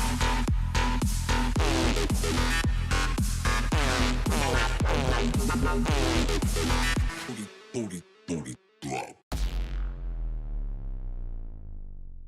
I don't know what he said, but it smelled like shit. I don't know what he said. All he said was RDNA 4. He talked about what's not coming to the thing that's behind him. This is what I think is friggin' hilarious. They got dopey booty cheeks on AMD stage talking about RDNA 4 with an Xbox sign on his back, and dude is not even talking about the capabilities of his stupid ass consoles. He's talking about Windows and his games running on Windows computers running with the new AMD graphics cards running RDNA 4. This is the mixed messaging and confusion that they have. Why even have an Xbox? Like, what is this? Like, just, dude, it's stupid. It has nothing to do with Xbox. Starfield and Call of Duty RDNA 4 with the new graphics cards. It has nothing to do. The console's not getting RDNA 4. PlayStation Pro has a little bit of it. That's for Sony. They got a little bit of that DNA. But it's not coming to Xbox. It's not coming. 25. It's coming. It's not coming. But they got to get booty on that stage. It's just so weird. But anyway, Starfield's going to run better with the new graphics cards.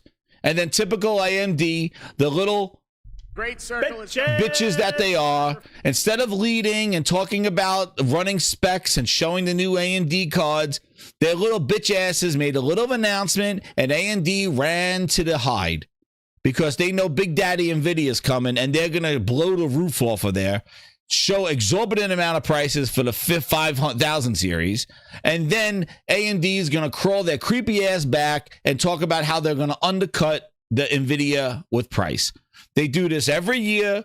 This is what happens. AMD hides their little bitch asses. They just talk about it. They try to get in front of it. They're struggling. They're like the Xbox of the console stuff. They're little bitches. They want to be part of the conversation, but they don't want to lead.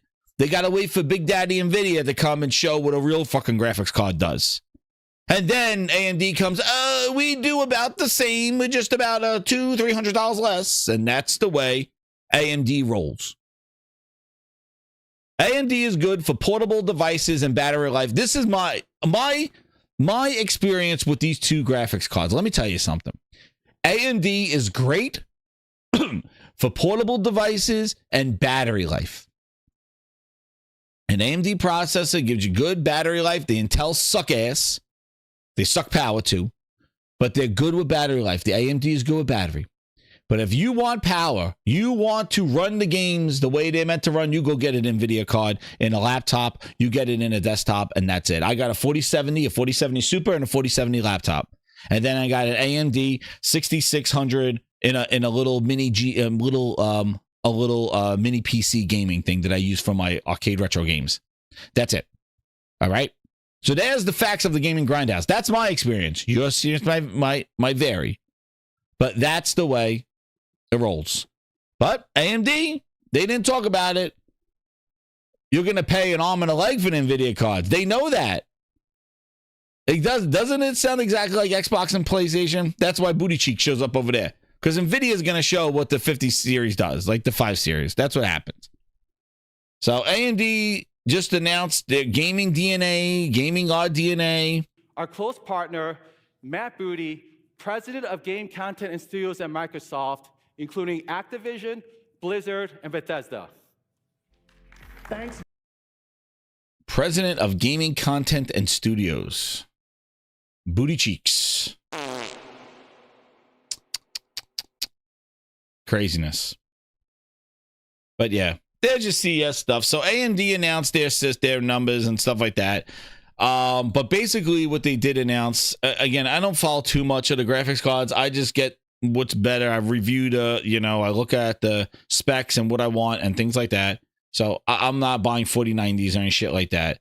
But there you go. Primal just says they're about to show off in CES in 15 minutes. So we could tap into that, but I'm not going to watch their boring ass stuff with the dude in the leather jacket pulling that stuff out of the oven.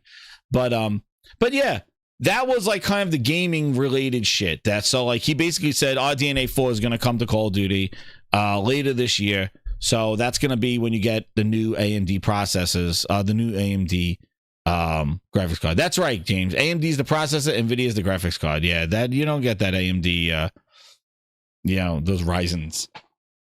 I don't know. They're good price to performance, I guess, but again, it is what it is on all that stuff. But we will see where it goes. But again, nothing announced. Call of Duty. Nothing for the console that's behind him. Like, Xbox and what's interesting, this is what I mean. Like, this is where they're mixed messaging. Like, see, Matt Booty, president of game content and studios, Microsoft. No Xbox, but he has a sign behind him on Xbox. This is where, Hello to everyone at CES. Games are how we connect, how we build community, and how we explore bold new ideas. Our decades-long is what it is. Booty Cheeks. Back to the streets, Booty Cheeks. And then another thing, Sony just had their show and stuff like that, and Microsoft made sure that they were part of it as well on everybody's stage, because everything is an Xbox. And wouldn't you guess, because it's so impactful, Microsoft continues this ad. And if you remember again, No, because Sony just does. Like you saw Michael Murray, and you saw that Sony and Mark Cerny sat down with AMD and just basically, tell us about the Pro and you know all the stuff that's in there. But Microsoft was also on LG stage and said that LG Gaming Portal, the Xbox app, is going to be on the new phone, the new TVs. So, and of course, you know, why not? Why not? They got to, you know, they got to write a whole goddamn blog post about it. There you go. LG is coming there. So we're focused on bringing games to more people around the world on devices that you use. Today, we're announcing the collaboration with LG Electronics to bring the Xbox app to the LG TVs. This means Ultimate members, the $20 a month people. Remember, $20 a month, $20 a month, $20 a month. For those in the back, $20 a month. Collaboration with LG Electronics to bring the app to the LG TVs later this year. That means that this gives players the choice on how they play their favorite games. Soon, players on TV will explore Gaming Portal for direct access to Game Pass Ultimate. Stream your own games. We also announced that Xbox Ultimate members can stream select games, 50 right now, 50, including NBA and Hogwarts Legacy. We'll share more details of the cloud gaming experience with LG TVs in the coming months. So there you go. On the new LG TVs, this is an Xbox. It's coming. 25. It's coming. And I mentioned this again. I tell you, another friggin' Grindadamas. I told you, this is an Xbox was not just a holiday promotion. This is it. This is what they're trying to shove down everybody's throat. So this is an Xbox. This wasn't just a holiday. It's this or that. It's this or that. No. This is their mantra. This is an Xbox for $20 a month. So buy your LG OLED TV, get a controller, and then pay $20 a month to stream up to 50 games, the ones that you own, which I guess, and 720p probably streaming to a goddamn horrible TV Wi-Fi. And you know what? Let's just read what people have to say about this. What if your internet sucks? Well, good luck. Nobody cares. This is Xbox Prime? No way. Samsung has Xbox Cloud Gaming for years. It's been there for years. Roku next. They're fumbling so hard. They don't have it on Google TV either. And Google TV is not going to put it on there. Cloud gaming is going smoothly. It's much preferable to a bare console. 25 bringing new surprises. Dude, this guy's on drugs. Pointless. The app is only 1080p. It has horrible compression. Only fit for purpose of a handheld devices. If they want to have people positive first impression, they desperately need a 4K option. See, they still don't do it. It's only 1080p. On your 4K OLED, you're going to be running 1080p streaming over shitty-ass TV Wi-Fi. Wonder if be adding it to the C3 models. It's only new models. There you go. All these Xboxes, but no announcements of Game Pass Surge. From my experience, smart TV hardware struggles to run basic streaming apps within a few years. I actually use Xbox Series S in my living room instead of the LG onboard WebOS, which struggles to run YouTube. They're going to run your games with a Bluetooth controller. I have the Xbox app in my TV and never use it. Does it work well, or is there a lot of lag? Let's see if they responded to him. I use a Cat 7 cable and zero complaints. So you just hardwire your TV to a router. Yeah. Do you use Ethernet cable? My router is right next to my TV. Okay. So plug your TV into Wi-Fi.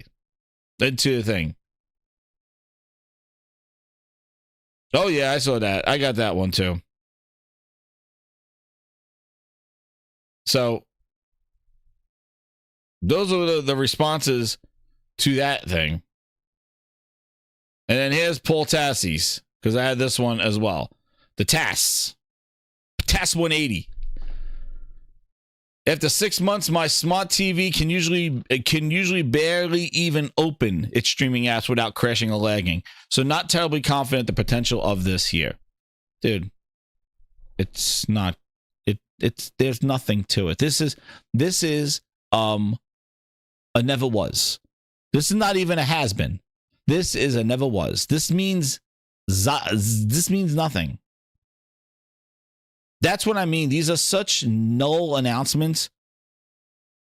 They could spam it on LG TVs. So it's not going to be on Sony TVs. They're going to push it to whoever's looking for some bullshit. They're just going to do it just so they could run this ad again. It's a nothing burger. Yeah, this is not going to grow game. Listen, it's done. All this is trying. Listen, my idea, and we're going to go. This goes right into what we're talking about with the hardware. My thing is, like I said before, this is an Xbox is an escape hatch. This is an escape. This is a way to get those console users to think outside of the box, pun intended, and go where they want to go. This is Phil giving Xbox gamers a hall pass. Just go. Just leave. Thank you. The faster you go, the faster I could save Xbox. Because that console is a friggin' anchor. And we need you to go other places. They're not trying to bring in new people. They said it before under oath. They said it the same way. Cloud gaming is not bringing in new audiences. It's just taking the same people and have them play before they download it. Take your existing libraries with you.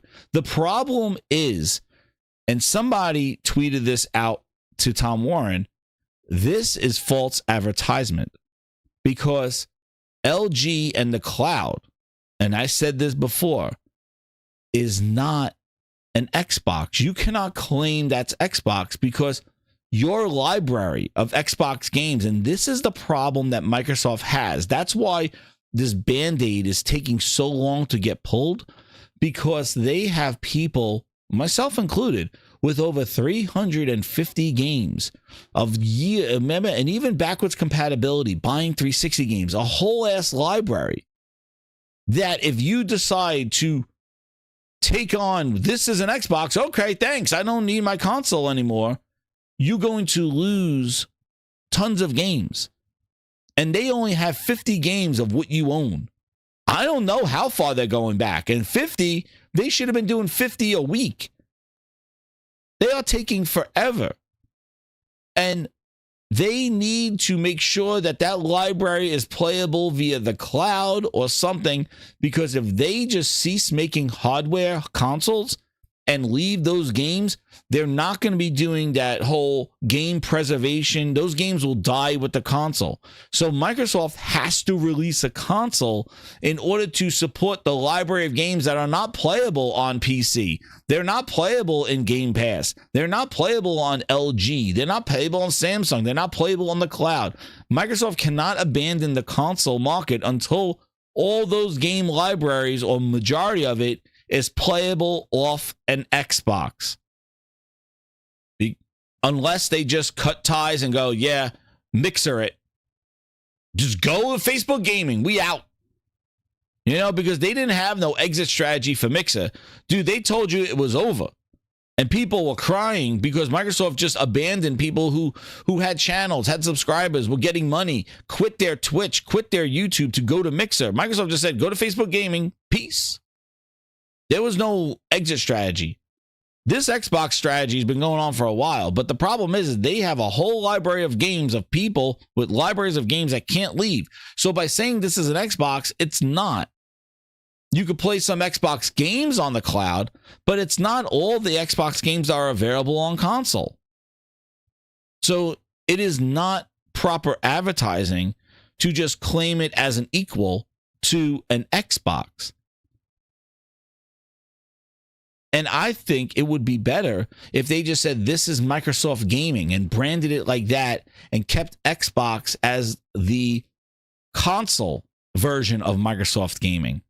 But the fact that they're calling these devices Xboxes is really confusing and hurting the whole premise of a console. And I don't understand how they can even release anything console related and call it an Xbox when they're running this stuff.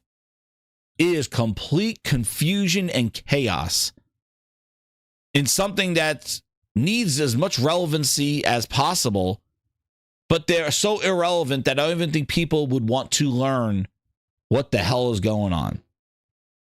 But they are like 5 years too early once again with this kind of ad campaign.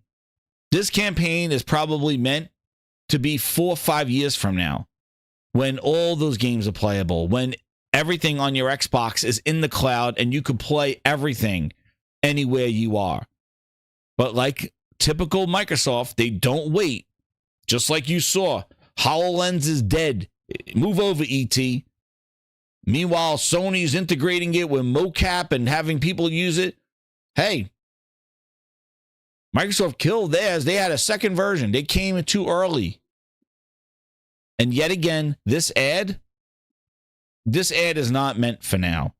This ad is meant 4 or 5 years from now, when Microsoft has their library of games playable everywhere. All their games. Not 50.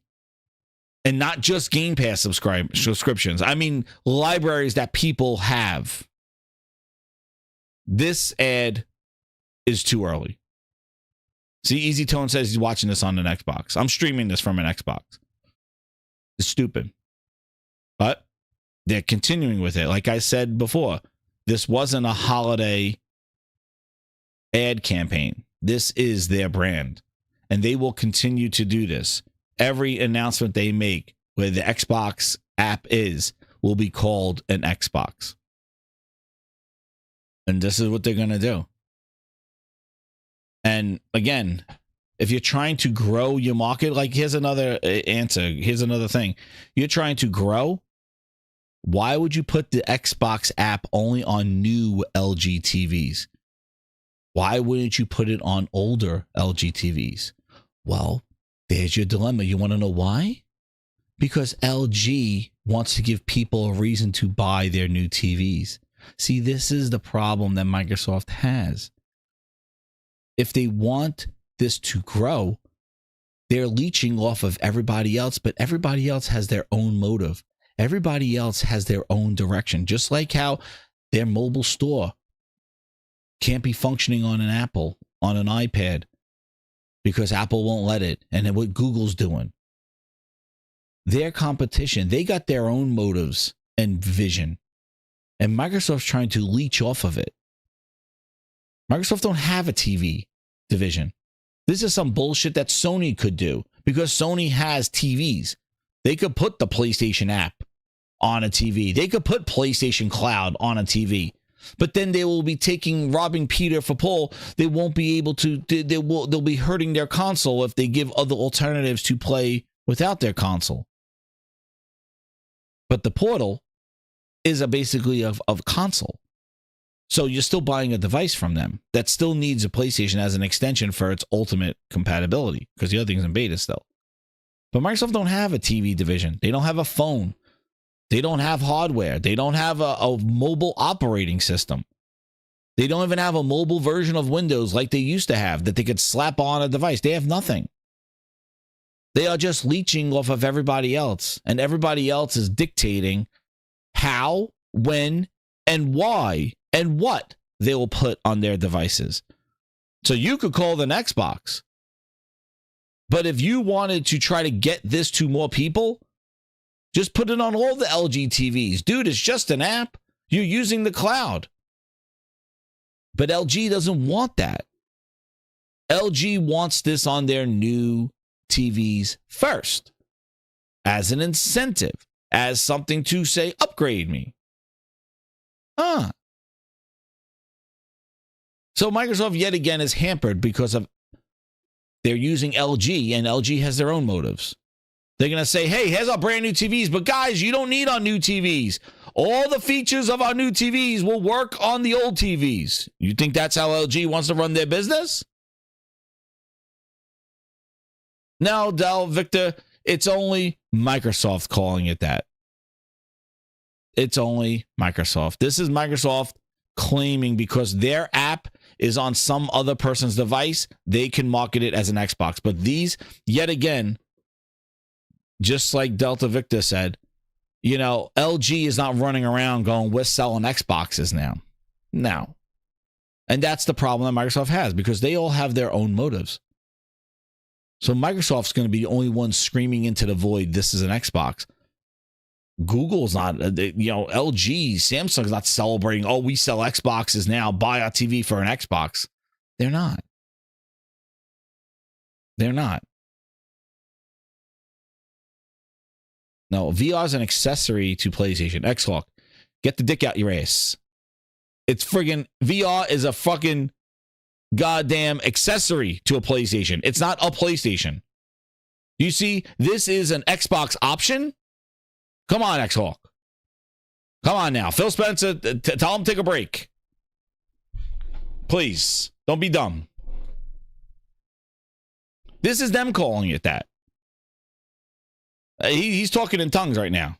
The X-Hawk is going, he's talking in tongues. They can't, this is exactly, you can't even explain it because it's so fucking confusing. It's so goddamn confusing. Because they're claiming it is an Xbox. That's the problem. It's not. It's a peripheral, exactly. It's an accessory. It needs a PlayStation or a PC. It's an accessory, just like the Portal's an accessory. But the Portal could be played some games independently, but it's still a device. They're not saying our Sony TV's a PlayStation. But how can you claim that's an Xbox when the whole Xbox library is not playable? It's false advertising. It's stupid. It makes no sense. It's dumb. But that's what they're doing. And I don't understand how they try to market any new hardware from them when they're just kind of just diluting this Xbox brand. Because that's what it does. It basically you're basically making that Xbox name like toilet paper. It's everywhere. Wipe your ass with it. There's no meaning to it because it's not. And I told you, this is their state of mind. This is not a Christmas ad. This is it. And they're going to continue to do this trash. And it's disingenuous. I think it's messed up. And then here you go. See what people are saying? Not on Roku. It says, that's why all this will run on new TVs with capable AI chips. What do you want your TVs? Make them fail consistently. My LG C1 and use the native apps. People use the native apps. Dude, I'm not talking about streaming, dude. You're talking about goddamn hooking up a Bluetooth controller. Cloud gaming will never be viable for core demographic and such can't pay for itself. And it is $20 a month, too. It's not free to make it an Xbox. You don't just buy the LG TV and say, oh, I can play Xbox. You got to pay $20 a month for it and go get a controller. God, I wish they stopped doing smart TVs. My LG OLED stopped even loading Netflix and Prime. I use my Xbox for it. So this is ironic. I gotta say, xCloud is the best streaming device I've used. It's not as fussy as the PC ones, dude. I don't know if you use NVIDIA, but my God, this guy needs to get out. I just upgraded. Not loving WebOS. I'm seeing a lot of recommendations for an Apple TV. Apple's not putting that shit on there. No joke, most of smart TVs OS require forced closing apps in really unintuitive ways. To be honest, xCloud's pretty meh, even when using a dedicated console. That 1080p max res really makes the eyes bleed on a big 4K TV. Hey? I got the Samsung 65-inch Class 4 UHD a few years ago. Within a week, I could tell it didn't have the storage or RAM capacity to handle itself. So, there you go. So, you're telling me the grandmas are going to buy it because nobody knows. Easy telling with the 5. He goes, did you see that clown who ran Wukong on a 10-gigabyte RAM PC to try to prove that it could run on a Series X, but it consistently froze completely every 10 seconds? Yo, Wukong got them shook, dude. Wukong got them shook. I didn't have it as a topic because I did a show about it earlier, but the Wukong, yo, man.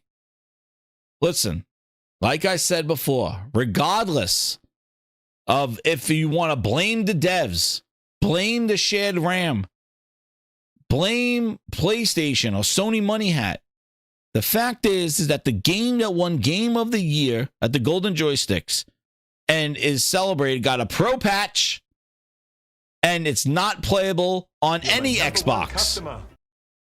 TVs, Samsung TVs included. So that's another fun fact. So when a game skips Xbox, it's skipping all those devices. That's right. So Wukong can't be played on a Samsung TV. It can't be played on cloud. Like, the point is that it's not there. And I'm going to tell you why it's not there. Kazakira with the 5, he goes, Jez, what do you think about Twitter claiming the new Xbox Prime next-gen console? I think it's a bunch of crap. I have it right now. We're going to go to the sales. And as I led into this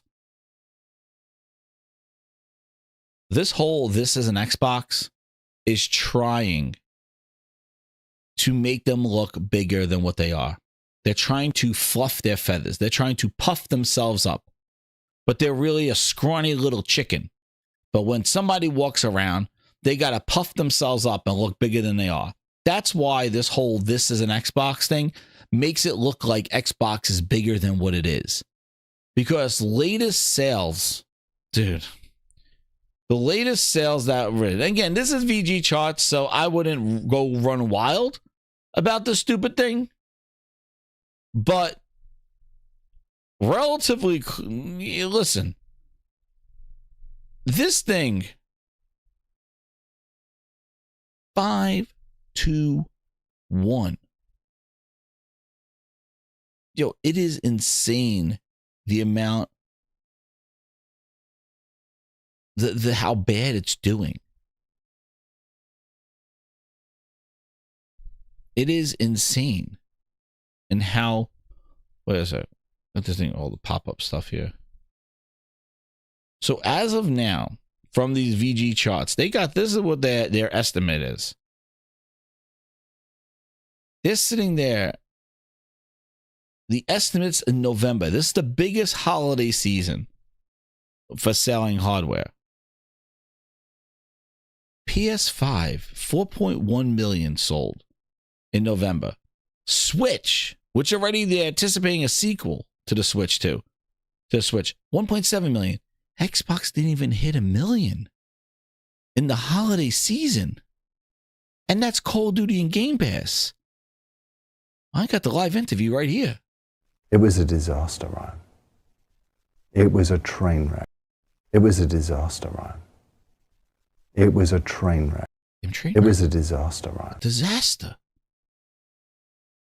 The PS5 was bolstered, making an 18% boost from a year ago. The Pro that nobody wanted. Who's this for? The PS5 was bolstered by the PS5 Pro, making an 18% boost from a year ago, while Xbox sales were down 25%. Switch is the same. The ratio means that PS5 sold 5.4 times more consoles than Xbox did that month. This year, the estimate puts PS5 at 15.3 million to Xbox's 4.0 million, just under a 4-to-1 ratio, but it was over 5-to-1 in the holiday. Yo, this is like OG Xbox just starting type shit. That's why I said this is an Xbox campaign is a way for them to fluff up them feathers to make it look like, because they can't just put their Xbox console out there and say, buy an Xbox. It's so dismal, 5-to-1. But they just slap this is Xbox on a Samsung TV, on an LG, on a PC, on anything, on an Asus ROG Ally. They could get the Xbox name associated with all those other devices and look bigger than what they really are when you look at what an Xbox really is. And on top of that, all those devices that I mentioned do not play the same games, all the same games. They're not available on those devices that are on an Xbox console. So it's really disingenuine for them to say, oh, that Samsung TV is an Xbox. It's like, yeah, but it doesn't play all the games an Xbox console does. So it's not really an Xbox. It's somewhat a sampling. And but it's just a marketing scheme. But why does this matter? Why? Why does this matter? Oh, do you sleep better at night knowing that the PlayStation outsold them 5-1? Listen, let's get out of this console, Twitter, X, grab ass and bullshit. All right? Because I think we all know the reality of said situation, and you're seeing it. It's not anticipation. This is not a doom and gloom story for the future. You're seeing it. Due to the low install base, games are not coming to Xbox, regardless of whether it's capable or not, which I am sure it is. It just requires more time. But because of the low install base, the games seem to get delayed or never come to that. That's the point. Xbox will get less games because of the lack of sales. Just see the Wii U. Just see the PlayStation 3. It needed to climb up after that crazy huge price. It needed to drop the price and get out there in order to start getting games optimized, working for it. Delays upon delays. The Wii U, they skipped over that shit. That's how the Switch got a huge library of games, because it's sold. You're going to lose support. You already are losing support. 2 years in a row, 2 of the biggest games of the year cannot be played on an Xbox when they released. That's not even talking about all the China Project stuff, all the other things. Games like Silent Hill 2, like, it makes it easier. Like I said, Sony could just wink. With 4.1 million, Sony just goes wink, wink, and they get the game exclusively. This is a problem. And like I said, the problem for the Xbox console is a problem for the Xbox ecosystem, because the whole Xbox cloud runs on Xbox hardware. The whole point was that when you make a game for the Xbox console, you're making a game for Xbox's future in the cloud, because they run off of the Xbox blades.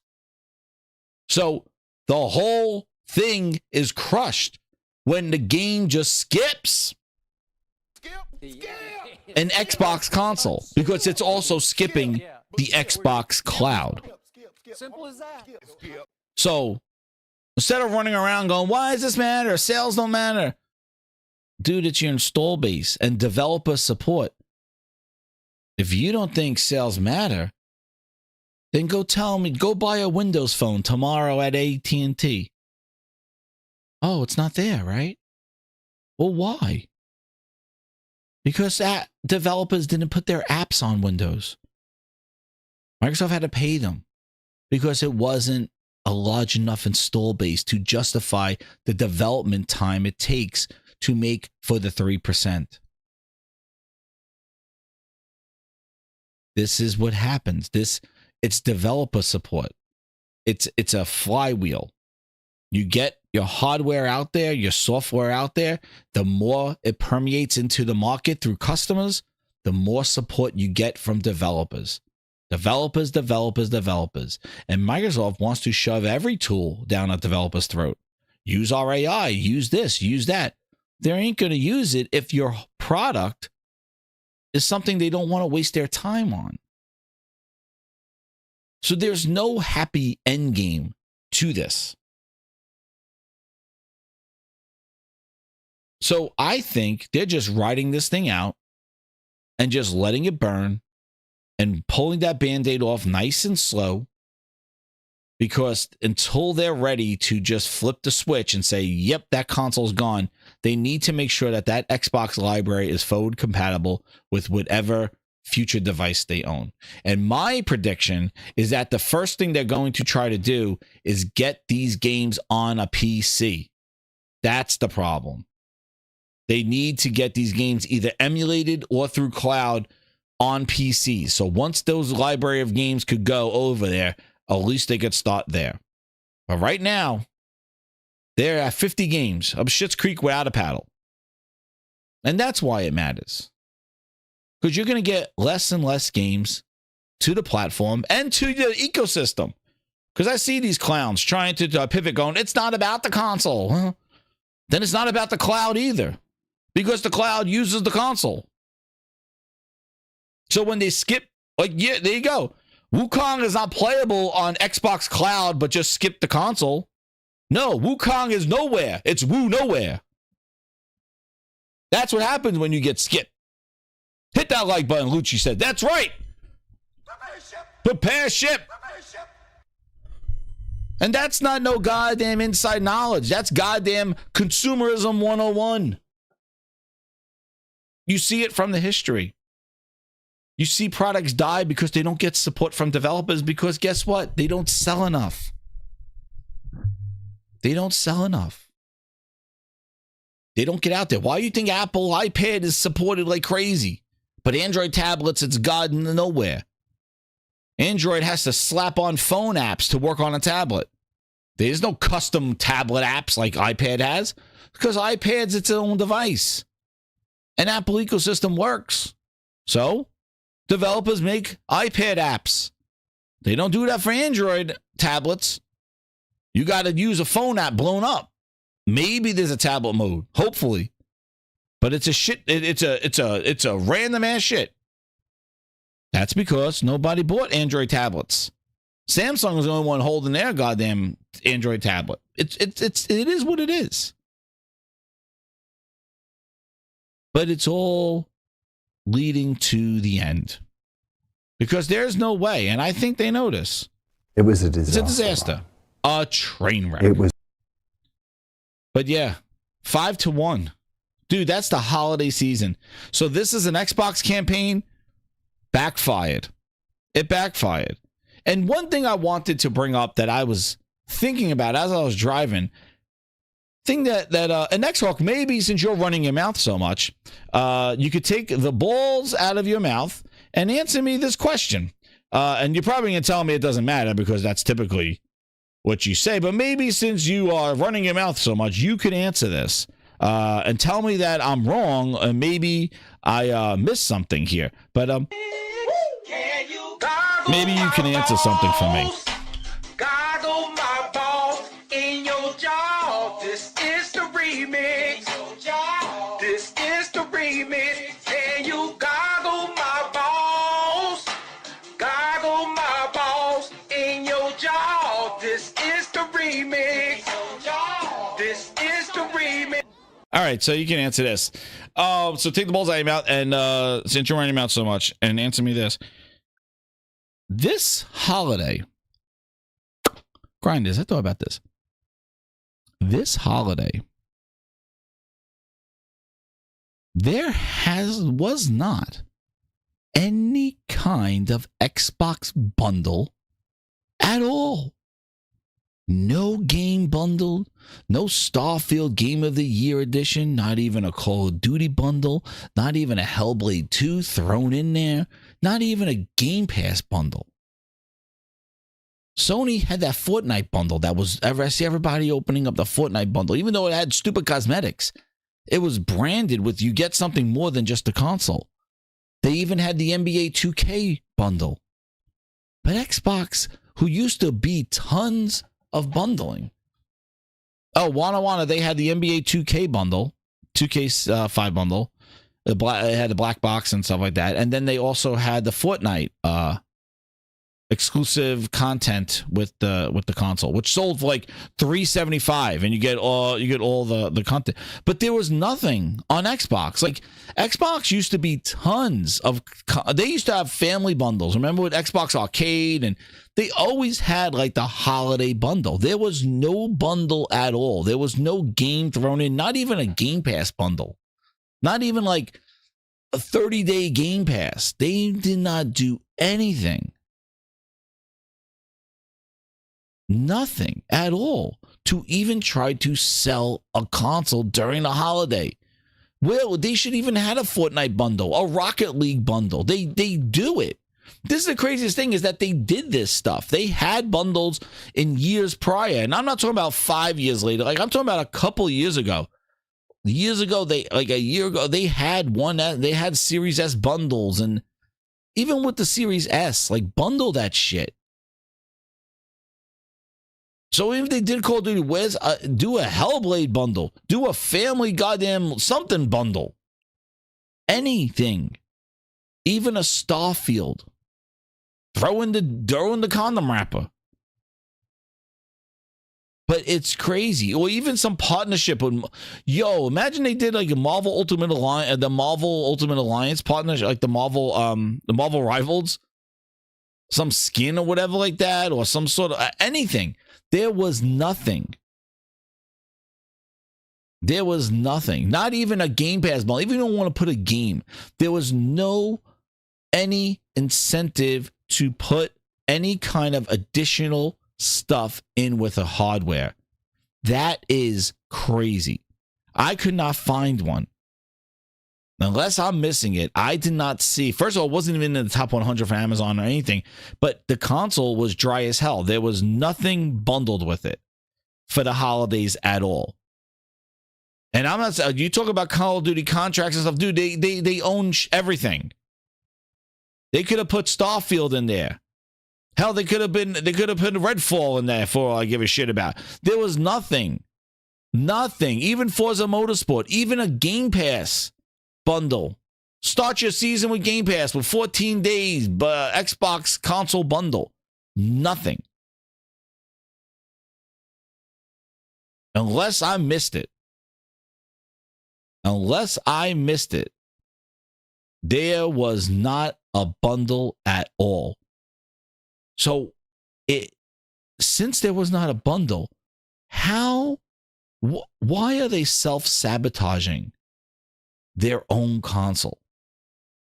I know it was the year of we need to make our money back, but my God, what does it hurt to throw in a 7-day Game Pass bundle and call it a Game Pass holiday bundle with 14 days of Game Pass? Anything. Not even their own games, Sam. I'm not even talking about their own games. Even like Sony had the Fortnite bundle with skins. Microsoft could have done a Rocket League bundle or a Marvel Rivals if they were in on it. You know what I mean? Anything. Any kind of bundle. Anything for the holiday. That's why you look at these numbers. It's like Sony, that Fortnite bundle for $375 on the PS5 Slim was flying off the shelves. No, what's crazy is when I went to Best Buy, I saw about 100 of them in the back room on the top shelf. And when I went after Christmas, that whole thing was gone. It was from their pickup area. It was gone. I don't think they sent them back. But it was in their warehouse front section where they would grab orders from. And they were all up top. There were about 100 of them. The Fortnite PlayStation Slim. And they were all gone. I know, X-Hawk. So if they had a Fortnite bundle last year, why did they have no bundles this year? None. That's what I'm saying. I'm not saying that they never did bundles. The head scratcher is like, why wasn't there one this year at all? With all the IP that they own, with everything that they have, why are they not incentivizing people to buy the console at all? Yes, you could say, just like what Phil said. About console is it's your highest value gamer. It's your person who plays the most, they buy the most. But the thing that's also important is that. And then he also said this. He said this. He says a lot of shit, but he said when he wanted to win the Xbox, our console, when he wanted to win with this generation, build a great Project Scarlet. I want people to feel like they can have amazing console experiences they've never seen before, and that they've got the best lineup of content and services of any platform out there. And we're totally focused on that. And I know we have other things going with like coming to PC and xCloud, but I'll say that being a leader in console is something that the team is committed to doing. And that's we're not building this program to try to aim for second place. We were going to build it aiming for first place, and that's what I want to hit. Jesus, he was talking about second place. Yo, you're like fourth or fifth per Satya. See, Michael says, I'm telling you, Microsoft told Sony they were leaving the console space so they could sell their games on PlayStation Store. Dude, I don't know.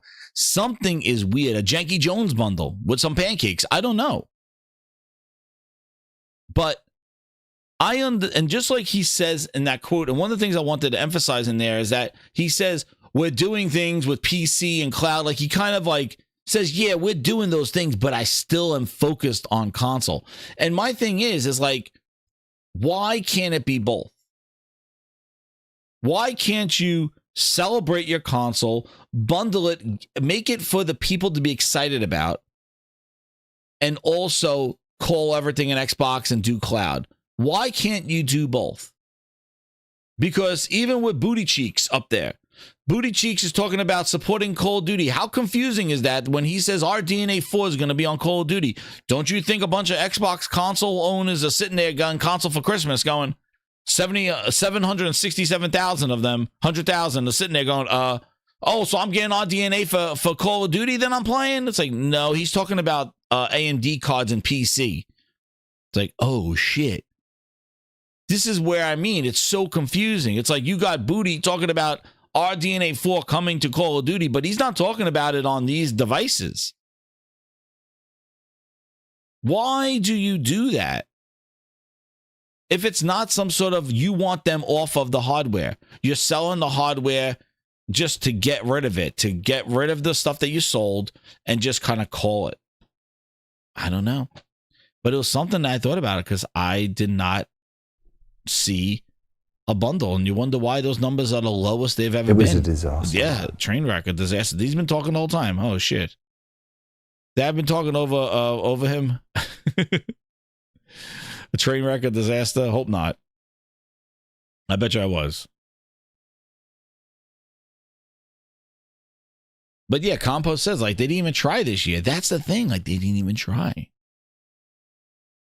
They didn't even try. Nothing. Which is kind of crazy.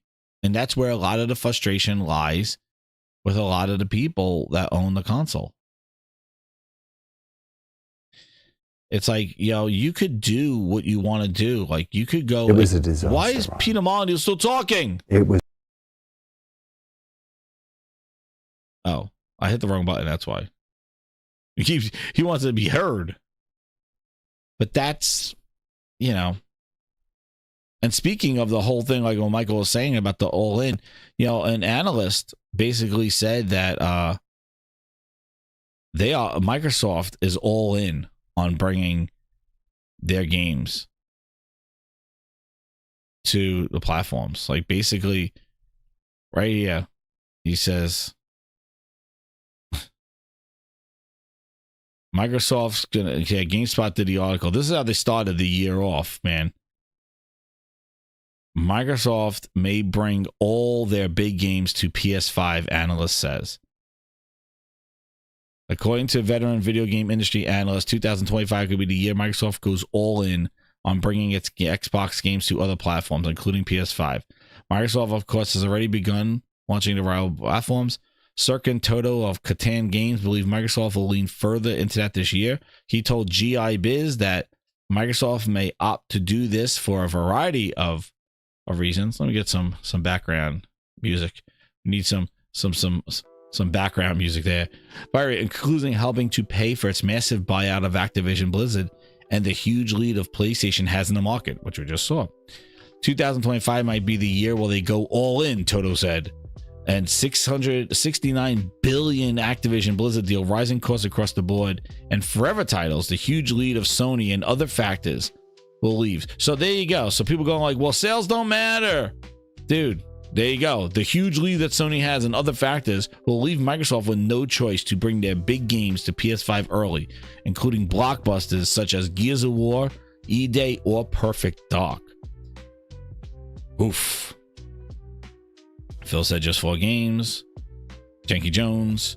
And in May, it's reported that Satya and Amy Hood are mandating increased margins across all divisions, including Xbox. At the time, it was reported Microsoft may look to release more of its first party on PlayStation to help increase revenue. Internal plan with Project Latitude. Craziness. So, all in, PHILNESS. All in. And like I said, this year already is not even a week in, and it's already a bloodbath. We've already seen the holiday sales. Industry insiders are saying they're going all in with bringing their games to other platforms.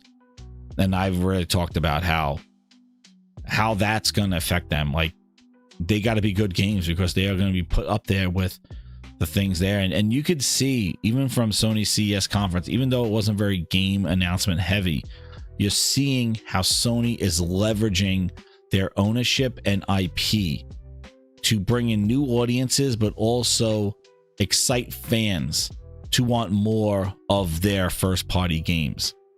And that's what you do when you have quality. Nintendo's doing the same thing. Nintendo's doing the Universal Studios. They're doing the Mario movie too, and things like that. Like, Nintendo is flexing their IP and then making it their identity, their value.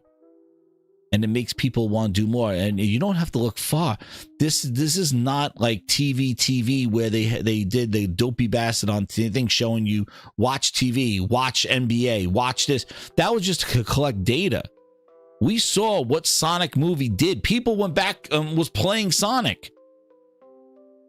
Dude, Last of Us. Look how many people were playing that game when the show was on. There's a tie-in with when people go see this stuff or experience this IP, they want to go play more of it. Like, yo, I was playing Fallout because of the Fallout show. That's a sign.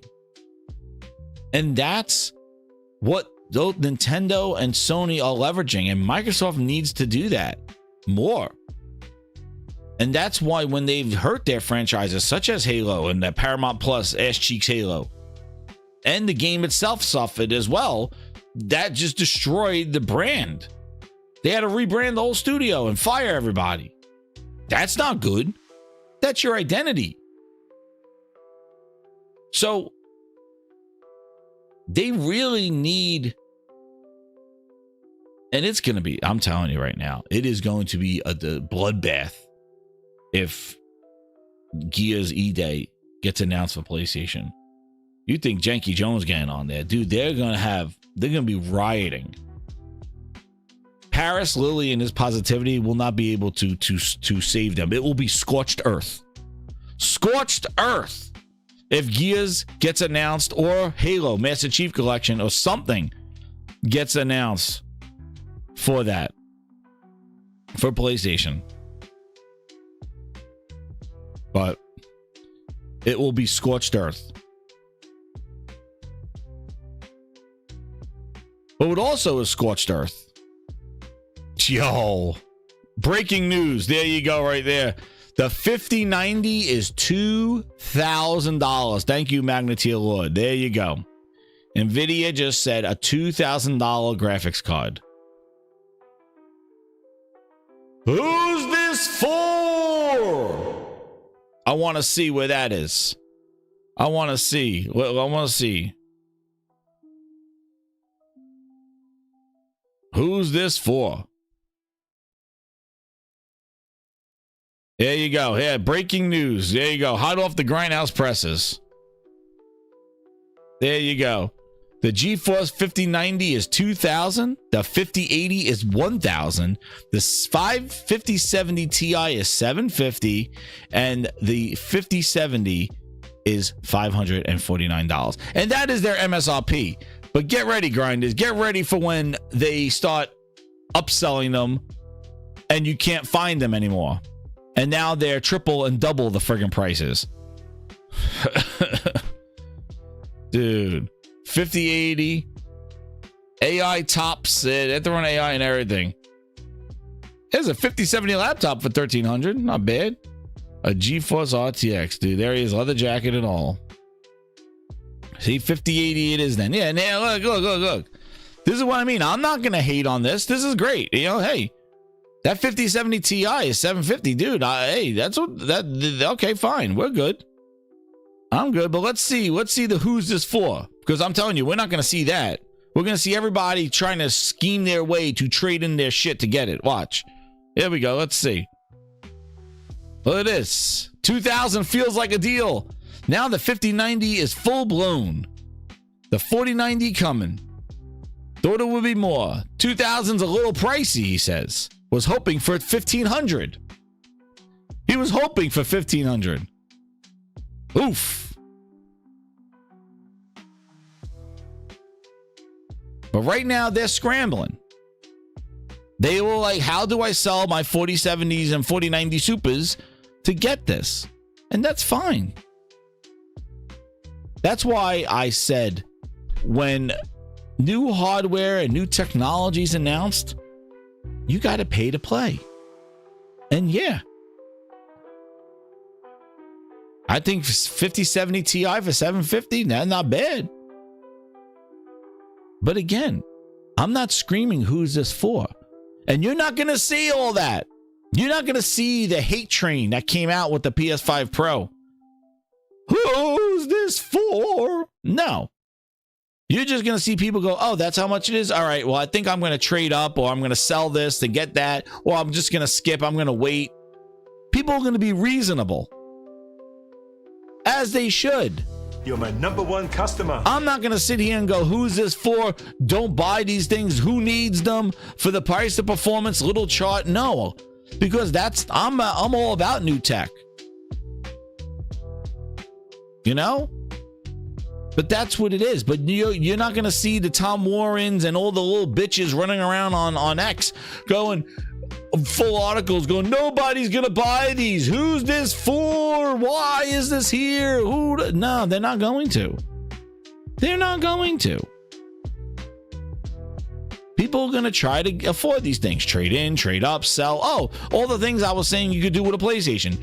I traded in my PlayStation. I got $300 something. I got $400 for my PlayStation. I only paid $300 for the Pro. You know, reasonable. Normal people talk. Not this whole, oh. And you're not going to say it because that was just because of PlayStation. The PlayStation tax, right? So they call it in the streets. Game Night 123 with the 2. He goes, but it's cheaper to build the PC. Yeah, it's cheaper. It's cheaper. 25. It's coming. But there you go. Breaking news. And those are the MSRP prices. Good luck trying to get them at those prices. If you miss it, good luck. You're going to be paying $2,000 for the 5080. Because that's always happens. Those scalpers grab their shit. So good luck to those who want to get it. But one of the other things that we're talking about here that it was just being fed to me on and just fed is, dude, the state of Call of Duties. Yo, people are losing their shit over Call of Duty. So they are nerfing shit. They are going wild with Call of Duty. Monetization, adding that whole Squid Game thing. Call of Duty player count in the US fell to #2 on PlayStation 5 during Christmas week, behind Fortnite. It remained #1 on Xbox and fell to 7 on PC Steam. Not saying it's doing terrible, but man, oh man, like they are just, Charlie Intel has been going in on this. and really saying about, you know, what's going on. There was one. Where's the other part that I got from him? Where was the other one I got? There was one where the video clip, is this the one? Yo, hold on, let me find the one that I got from him, because there was one that I was like, holy crap, like, I didn't bookmark it. Hold on, I'll find this one. But this whole, like, last year Xbox is gonna save Activision and fix them and all the shit. Like I said, they inherited Big Booty Bobby's problem. That's the problem. They inherited. So this guy, here it is. So Warzone developers told Swag that Warzone was worse movement and graphics because the direction we wanted to go in. They can't go back to Warzone 1 gameplay anymore. The whole big thing, Warzone 2. Listen to this. Jay David, a $5 super chat, man. Hey Swag, have you ever asked the devs why this Warzone does look better and have better movement than the first Warzone? What do they say? We've asked those questions for sure, like, you know what I mean? But their answers are always very like, it's just the direction we went in. You know, it's when we've asked, so can you bring Warzone 1 back? They go, we just can't. They basically explain it like they can't bring Warzone 1 back because Warzone 1 was almost like a Build-A-Bear. Like it was like almost like it was like small pieces built on top of each other, put together. Very complex. This is their words, not mine. And they said they made Warzone 2 and the rest of the Warzones all on one engine. Does that make sense? So that's why. Jay David, a $5. Wild.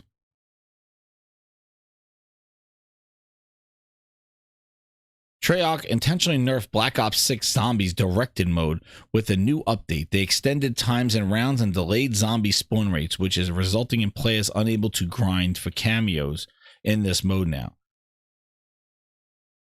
Cosmic says that they added a second battle pass because it's not making enough money. Dude, this is what this is. I don't. Yeah, man. I just don't know what. Like I said, I'm not saying it's Microsoft's fault for what's Call of Duty is going through number now, one customer. but they inherited a friggin' headache. They paid $68 billion for a headache, and like I said before, with great power comes great responsibility. They needed to nurture and curate and take care of Call of Duty. They needed to build it back because it is not growing. Like Call of Duty is doing big numbers, but it's not bringing in new people. It has its audience, and that audience is going to ride it out and move over. And already people are already saying Marvel Rivals is taking this, Fortnite has taken, like, it's a war of attrition. Like, it's just going to keep going down. So it's not, they need to reinvent it and make it the thing that it used to be to bring people back. And if they can, brand it as a Microsoft product. But that's the problem. It's tough because they inherited a big elephant. And Big Booty Bobby wasn't doing it any favors. And now they have to fix it. I don't think they could ride out Call of Duty like they did with Minecraft. I think they're going to have to put some elbow grease into Call of Duty and get it back to fame, or get it back to where it needs to be. You're my number one customer. You know? That's what I think they need to do. Hit that like button. Become a member too, grinders. You want some VIP emojis? You got these emojis right here. I'm going to see more flexing of emojis right now. But yeah, if you want to be a VIP, my number one customer. We got some VIPs here. Let me get these super chats, man. You guys are rolling in here. The game night with 2, you go, oh, I already got him. With the Easy Tone with the 5. He goes, NVIDIA just announced that you can get 4090 performance with the new 5070 for $549. That's a fucking find out moment for Sony, to be honest. Cheaper than the Pro for 470 quality. Well, you know NVIDIA with their claims. You could get 4090 performance with the 5070. Yeah, okay. If it's optimized and all that other stuff. So you gotta believe it is. NVIDIA is gonna make those claims based off of their benchmarks, but we'll see in reality if that's what happens on those things. But that's what they traditionally do anyway. This is what NVIDIA does, man. The 50 series comes out and they're gonna shit on their previous card. They do this all the time. Like, it is a fart in the wind, man. They do this all the time. The 50s are going to make the 40s look like the bitch of the industry. And the 3000 series, oh my God, you're a goddamn dinosaur. This is what they do all the time. They hold up the brand new card and they tell you why the cards that you have now suck. And they make you get that FOMO. Oh man, for this price, you'll get the card that we were charging $1,500 for. You'll get the same performance for $500 just with this one. Woo! 40 is a shit series. They do this all the time. That's why I don't buy it. But people do it. I don't buy the claims. I want to see the reality of it. Same thing with the PS5 Pro. You know, oh, it's this much power. I don't give a shit. Show me the games and show me the results. And I will determine if it's something that I want to buy. And I saw it. I was like, oh, okay. It will work great on my Grindhouse theater. And it does.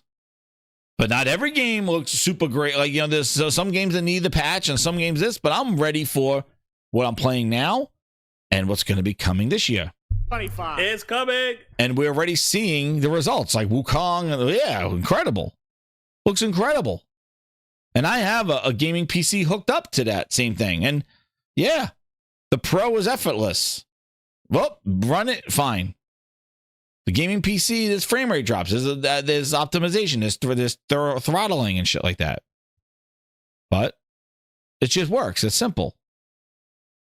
But the Pro is that. The Pro's not going to knock a 4090 out the window or a 50 series. The 50 cards are going to be more advanced than the Pro, I'm sure. Because NVIDIA is more advanced than AMD. And unfortunately, AMD's in all consoles. But yeah. We'll see. But the Pro is doing well. But the one thing that Sony has is their first party games. And if they are running at the ultimate optimization, it's the same thing Nintendo has. And that's where they got to be careful. The fuck around and find out. Yeah, put your games on PC. You better be careful. You're saying right now it don't hurt your console sales. That's until it does. And when it does, it's going to be hard to go back. That's why Sony is really teetering that line of FAFO. You could tell me right now, oh yeah, well, it's not affecting our console sales. Yeah, not yet. But once it starts to, it's going to be hard to pull out once you set that precedent. And that's going to be the challenge there. We'll find out. SN Kev with the 2, he goes, I'll wait 1 year for the 5090s. Yeah, because then they're going to do the 5090 Supers, SN Kev. Then the Super is going to tell you how it's a 15% more better frame rate differential than the 5090. You'll get the 5090, and then there'll be the 5090 Ti, and then there'll be the 5090 Super, and each one will be 15% better than the previous one. We've been through this. NVIDIA, this is what they do. They got everybody by the nuts. Sign my ass. With the Seek, he goes, maybe you have to block me, but these asses saying the PS5 Pro is expensive makes my mind spin. It's amazing value compared to everything, especially if you consider a PC. My God. Yeah. It's great. And it has the advantage of having the software and hardware work in tandem. And you get it there first, and it's better optimized for it. And I think it's great. I think the Pro is a great investment. And I think it's even better investment if you trade in your PlayStation and upgrade to a Pro. Just like how you're going to see everybody right now doing that with their graphic cards. They're going to trade in their 4090s, probably get like $400 or $500 back, maybe more. and then go buy a 50s. They do. That's what happens if you really want something. That's why I never understood that, sign my ass. Like, I never understood the people claiming why it exists. That's the thing that grinded my gears. Was like it's new tech. If it's not for you, then don't buy it. Like I got, like I said, I have a 4070 Super and a 4070. Like, I'm not running out of no 50 series cards. It is what it is. Maybe in 2 or 3 years from now, that option's there. Who knows if you need a new power supply and all that other shit. But the thing is that I'm not gonna shit on new tech. It's there for somebody, and there's ways of achieving it, not paying that price. But you gotta watch out for scalpers as well. So, you know, it's definitely. That's why I never understood the hate for the PS5 Pro, the screaming for, especially not from the fans, from the stupid media. The dopey bastards like the Tom Warrens and the Verges and GameSpot, IGN. Oh, why does it exist? You're a fucking video game website. What are you talking about? It existing makes you keep your job a little bit longer. Do you want them to stop making new hardware? Then you go buy. So I don't understand it. I don't get it. But here's something. And yet again, Microsoft with their PR grinders. I don't know who. I don't know if they think they're funny. Maybe they think they're like an SNL skit. Maybe they just troll themselves. I don't know. D'Angelo, you're talking a lot. Why do they do this to themselves? I don't know. Why do they put themselves out there for just to get trolled? So amidst all this kind of shit news, Xbox puts this out. Not Microsoft, Xbox.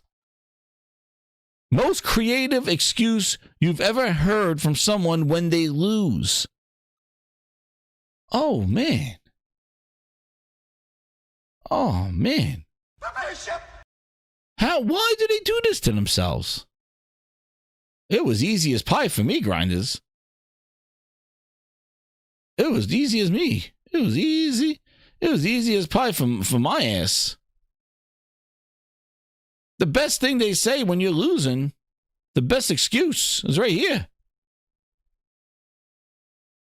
There it is, grinders. It's a real easy one. Put yours in the chat. I don't know why they do this to themselves. And here's mine. Here's my thing. Just 4 games. That's what you say when somebody loses. They have a sense of humor. Well, I guess their sense of humor is face down, ass up. Because they just put themselves out there. Like a joke. Just 4 games.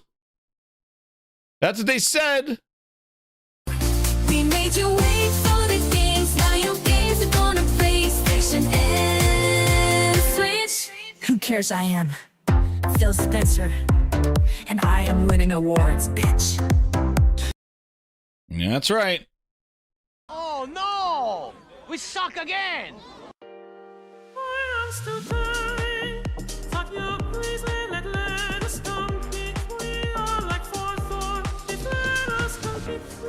But it's also got other cool features. Detachable controller handles, a built-in kickstand.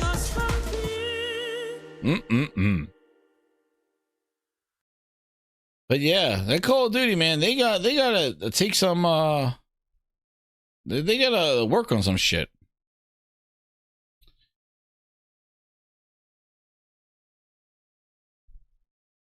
And here's the final part with the Call of Duty. Ranked play in Call of Duty is unplayable, and it's beyond embarrassing how bad it's gotten with no real fixes from Activision. Hackers can shut down servers, crash games, run rampant with all sorts of hacks, and Activision just keeps adding more microtransactions to the game. You would think with Microsoft oversight, you would think with all their security, you would think with all their cloud infrastructure, things that they have, they could do something. They could make sure that the game that they paid $68 billion for is better than ever, the most secure, the most reliable, the most anti-cheat. How do you spend and fight says to spend $68 billion to let the game be like that and not do anything with your money and your power to try to fix anything? Hey, man, I heard Microsoft was supposed to make everything better. That's why they're spending $68 billion. They're supposed to save Activision, save them from themselves. But they don't. And as we're going to go to the final topic of this evening, hit that like button, grinders. Just a passing by of some PlayStation Hideki Nishio, because he knows that if he says no to this, his job is on the curb. He basically says PlayStation says traditional gaming consoles are going nowhere. Nowhere. He's not saying, hey, your toilet bowl is a PlayStation. No. He says traditional gaming consoles are going nowhere to Famitsu. All right. So while we're on that topic, why don't we now go to the finale, the grand old finale of this leak from the Ghost of Hope. He says, this is what started it. Take this with a huge grain of salt. I am hearing that Xbox console is still coming in 2026 and will be called Xbox Prime. Still unclear if it's a code name or the actual name. I heard Infinity Ward's next Call of Duty will be considered a day one release for this. Hearing from trusted sources, late 2026. He goes on and continues and says, where is it? He goes on to say, so that now ran rapid. He goes here. If this is, I hit the wrong button here. He says, if this is real and I wasn't being lied to by my source, then should expect lawyers at my door. LOL. Not sure they legally can do anything, though. I have not signed an NDA. All right. But here you go. Look who's there. Bootleg. Here he is.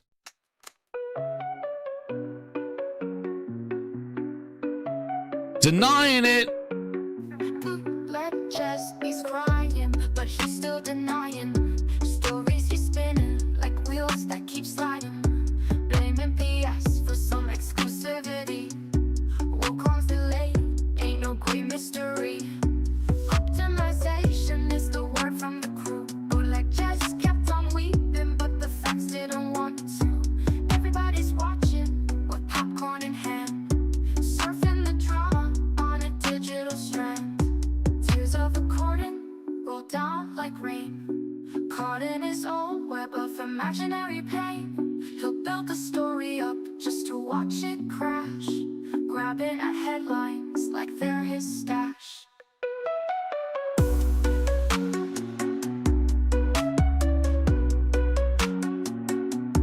Pixels and code, they're the game devs' bane. Bootleg just swears it's the pain that's messing with the game. Studio's official, they're keeping it straight, while Bootleg just tells tales that just inflate. Oh, Bootleg jazz. Oh, Bootleg jazz. Why can't you see the truth clear as sunrise over the sea? You howl at the moon with your wild fantasy, but optimization's the real decree. Tears of a cordon. Tears of a cordon. Like rain. Hit that like button, grinders. Grindhouse music coming straight at you. Tears of a cordon. So Bootleg jumped in there saying, nah, it's not true. Deny. And then hope goes to him. Funny how you just happened to debunk it now. When I asked you if it was true or not weeks ago, you said you didn't have a source that could verify it. He says, literally forgot the message, but yeah, it's not true. I mean, if it is true, I'll look silly in 2026. Oh, man. Plus, it was 2 weeks ago. Yo. Let me tell you something. Xbox Prime.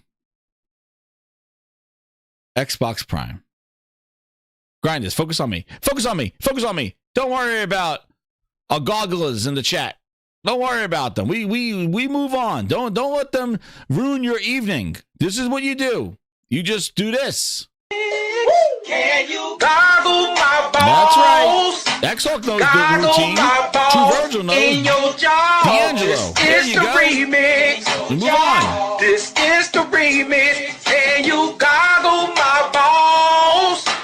Goggle my balls in your jaw. This is the remix. They get the remix. This And we is move the on. remix. Don't worry about them. Don't worry about them. There's so much to play. Go play it. Here you go. So Xbox Prime. Here it is. The ultimate form. The final form. Coming next year, they said. This is the rumor. First off, I don't know why it launches with Call of Duty. That's pretty damn lame. All right? That's pretty damn lame. Call of Duty's a launch. That's bullshit. That's coming out everywhere. Why would that be special for Xbox Prime? But let me tell you something. Listen, grinders. I think there will. And then he also said that the portable is going to come after this. Per his rumor, that the portable Xbox will be after this. After 2026. Listen. As I told you earlier, there's a huge library of games on Xbox that they did not move to the cloud. So people are still tied to the hardware. Maybe they do one more. Listen, I think there will be another Xbox. This is not over yet. They're not going. They're going to do it. They're going to continue because they're Microsoft. They're going to do it. But the thing is that it's not going to be the traditional Xbox that you're familiar with. And that's where I think a lot of this is going to be tied into Windows 12. This was in my predictions at the end of last year. And I said, I think Windows 12 is going to have basically an Xbox emulator or some sort of Xbox mode or something along those lines. They got to have some sort of hook for exactly vid. Yes. I think they're going to have some sort of hook for Windows 12 when they start talking about Windows 12. And I think it's going to be, there's going to be some sort of Xbox experience or something in there. And that is going to be tied to the hardware because remember, the hardware is made by the Surface team. So like this next Xbox will be something of a hybrid. It will be something where it's a Windows computer with some sort of Xbox overlay on it. It's not going to be some custom kernel dashboard Xbox like that you have. It's going to be some sort of emulation or some sort of Xbox experience that could play your old games. Like I said, the main thing they need to do is they need to get your library off of the console. Whether that's done by cloud or whether that is done by some sort of emulation, they got to get those games that you own for digital for digital relevancy or like for digital continuation, for that, like to keep your library with you. They got to get those games off of the console because they cannot really go to where they want to go because that console is dragging them down. So they're going to try to have it just fizz itself out as best they can, offer maybe one more piece of hardware, but that hardware is going to be the transitional device. That's probably what this next version of hardware is going to be some sort of transition of a Windows computer with some sort of Xbox experience attached to it. And it's going to be the transition. So they're going to wait for that console market to find where they want to go, whether they want to willing to leave. Because listen, if the Xbox customer, like myself and like other people, have left their Xbox libraries just to go start a new library on PC or start a new library on PlayStation, and they're fine with that, the thing is that they already done the job for them. Microsoft then doesn't get the heat when they say we're not doing the consoles anymore, because those people already moved on. So what they're trying to do, and like I said before, where were the bundles? Why are they not even incentivizing people? Xbox console is still part of their Xbox ecosystem. It's the ultimate one. It's the ultimate central part. The people that buy and spend the most, per Phil Spencer. Right? I didn't say it. Think about console is it's your highest value gamer. It's your person who plays the most, they buy the most. But the thing that's also important is that customer is actually your most valuable customer across every device. And there you go. He wants that customer since then, wants them off of that device. The same person that buys and plays, go buy and play somewhere else. We need you off of here. And that's what they want to do. There are people that cherish their ownership, you know. If you buy the games, like, you know, the difference is that when you subscribe and you get access to 150 games, is that really your library? Because you don't pay a month and you're out in the streets. You don't have any game then. You don't pay on the first. The first of the month, you go there, you have Xbox dashboard, nothing. Nothing. No access to anything. Is that a library? Because then it would be different if you bought 200 games for $60, $40, $10. You bought these games and they're in your library. That's a little harder to like say, I am gone. Bye. You invested in that digital ecosystem and you're just going to abandon those games? You can't leave that much. You're tied to that hardware. Like what Josh said. When you have 200 games and you pay $20 a month and it keeps going up, maybe 25, maybe 30, who knows? You don't pay the first of the month, that whole library is gone. You could go wherever you want then. I'm going to buy. You don't have no investment. You paid to rent those games. And that's what people want to do. But the thing is that it makes you a much more flexible customer. You're not attached to that hardware anymore. That's great and dandy. The problem is that they spent 20 years building the latter person, the person who invested in their ecosystem, who bought those arcade games, who bought all those Xbox 360 games when they came back. Those people are still tied to that hardware. How do you get them to move on? You have install base so slow that they spit games? Who knows? Who knows?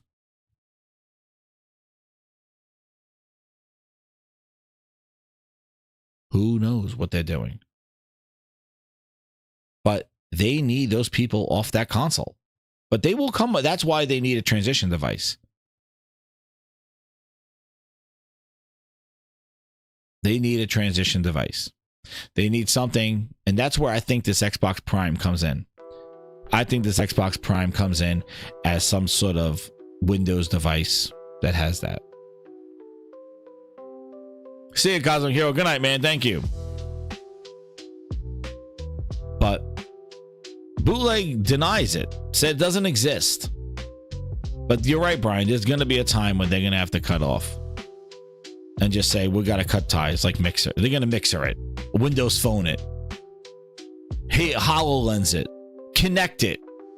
All those wonderful devices, programs, and software that they nixed. But this portable will be another transition. I think the next versions of hardware that come with the Xbox Console Association are going to be transitional devices. Some hybrid device that is going to bring your library with you, but also get you gaming on a Windows computer. Zune it. That's right, Josh. Zune it. But yeah.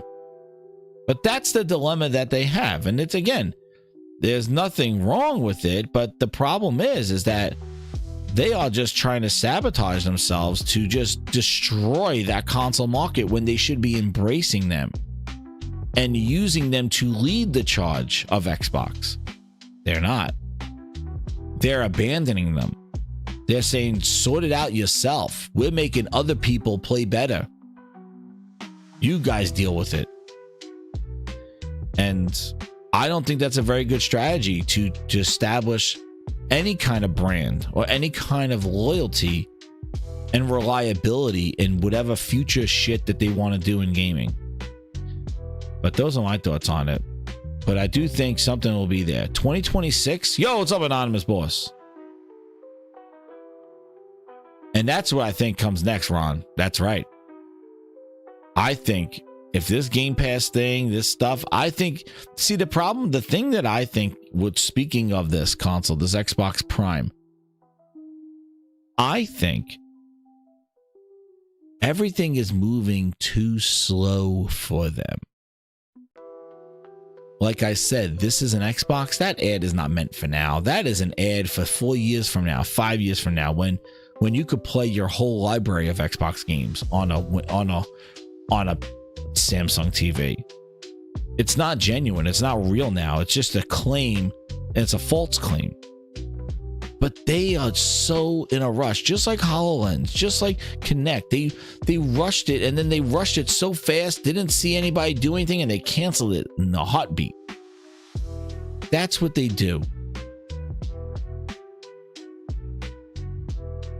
How not having bundles? How not having increasing the price of a service? How is that pro consumer? D'Angelo, $20 a month. You're talking about more accessibility of people playing on TVs. That cloud is bundled in a $20 per month. That's not no family plan. That's for one person. How is that prosumer move? Not bundling games with their console, not moving the product that they're trying to sell, abandoning, not even talking about something that they put on store shelves. That shit. That's not prosumer at all. They're okie doking you. Phil Spencer has lied 1 billion times. He's lied so many friggin' times. He said in the February podcast that they could either bring more games to other platforms or take more money from the people they currently have. And he is focused on the prior. He's focused on bringing the games. He said, I'm bringing 4 games to PlayStation, so I don't need to take more money from the people I already have. And then proceeds to put his games on PlayStation and increases the price to Game Pass to get more money from the subscribers they already have in September. So he did both. When he made himself look like some sort of hero where, hey guys, it's just 4 games going to PlayStation, but I'm doing that so I don't have to take more money from the people I already have. Words from his mouth. Game Night with the 10, he goes, if this next Xbox releases next year, how long are they going to continue supporting the Series S and X? So Xbox are going to support 3 consoles, PC and handheld? Yo, I'm telling you, Game Night. You know the word that's in there? Support. They ain't supporting shit. See, what they want to do is to set it and forget it. They want to just put shit out there and let other people deal with it. That's why that OEM bullshit and all that other stuff, they basically want somebody else to front the hardware. Just like with all those mixed reality headsets. You think Microsoft blinks an eye? There was a software built into Windows 11. Oh, mixed reality. Grab ass and goddamn Excel charts on your wall. Well, that didn't work out. Well, guess who lost? Samsung headset, Acer headset, all that bullshit. They lost out on their hardware and development, and they're not compromising their hardware. They're not making their hardware cheap because they're not making money on software. They're just selling you hardware. So these OEMs making Xboxes, dude, just like you saw that goddamn Acer, this is an Xbox 11-inch goddamn tablet thing. That's $1,200. That's not subsidized for a console or for some sort of gamer that has a subscription. No. They're making their money back on that portal, that laptop handheld thing. That's what. So people excited about these stupid OEMs making Xboxes. you guys you ready to see prices of hardware that are gonna blow your mind, because they are making their money back on that hardware. They're not subsidizing it because they don't make money on Xbox Game Pass. They make money on the hardware. So where's your Acer Xbox? Yeah, this would be fucking $800 because they are selling you the hardware that's in there. They're not compromised. They're not like, oh yeah, well, I'm going to make the money from Xbox Game Pass so I can sell this Acer laptop, this Acer Xbox for $400. No. Just look at what they just sold. Acer's selling that thing. You think they're selling it subsidized? It's $1,100. It's a fucking laptop in your hand. That thing's not no $600. Oh, we'll make our money from Steam. They're not doing that. The price is right there. $1,100. But you know what? I thought, let's hit that like button. Let's see if we get any more members on here, because I'm going to show you a little bonus. We hit our goal. I'm going to show you a little bonus while we got everybody in here. And I'll probably pull this out maybe as a special sideshow. But grinders, look, I just had this little video coming here. This little video here. And it's like, if they start talking about Project Xbox Prime or some bullshit like that, I just want everybody to see or hear or listen or watch it. This is the bonus round. This is some little grindhouse after dark for everybody here, because this video, man, oh man, where is that? Where are you? Oh, I found him. He's coming. Hit that like button while I find this thing. You got a bonus. This is gonna be a good bonus. You're gonna be happy you stayed. Oh man, where is oh man, grinders, you know what we do. You know what we do here. Oh man, this is the video of videos. Whew. Now, just to take you some back in time, this is PHILNESS of 8 years ago. And if you remember, there was Project Scorpio, which was the 1X, which they killed off in 2.5 years. And then there was the Xbox One S. We're stopping the music for this one. But enjoy this. Get ready. Oh, you want real ones? Here's a real one right here. Here it is, grinders. Circa PHILNESS. Enjoy this one. Build like right that we shipped. Over the life of it, we will upgrade different components in the box. Right.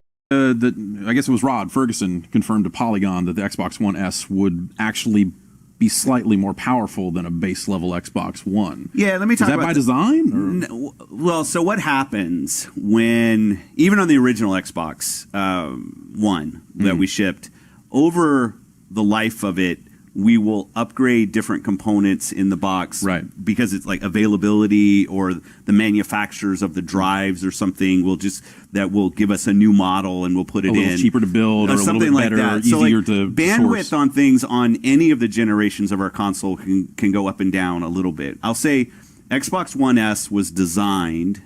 Let me put HDR kind of over here. Yeah. But Xbox One S was designed to run your Xbox One games the same way your original Xbox does. Yeah. I think what Rod was talking about specific to Gears, there's some things that happen that actually make his Gears run, the Gears build like right now, run a little better on Xbox One S than on Xbox One. I don't even, like, we're not done with the game when it lands. Yeah. The thing I want to make clear to people is they shouldn't buy an Xbox One S thinking it's going to run Xbox One games faster. Right. Because we didn't design it to do that. It is an Xbox. I just want to chime in here in the sense that he had to backtrack this stuff because when Project Scorpio, the 1X, wasn't there, they marketed the 1S, the little white console. Man, the one time they won NPD, the little white 1S. the smaller one going from the VCR box, they promoted it that it was going to have HDR, it was going to have upscaling, and all these other things. Because I know why? I bought 2 of them with 2 Samsung HDR TVs for my 1Ss, and I thought that I was going to get an upres. And Rod Ferguson was saying that Gears 4 on the Xbox One S is going to look better with HDR, and it's going to have sharper things. And the problem is that Phil now had Project Scorpio, so he had to do the upsell of Project Scorpio. So he had to make sure that that One S was not doing anything more like Project Scorpio is going to do.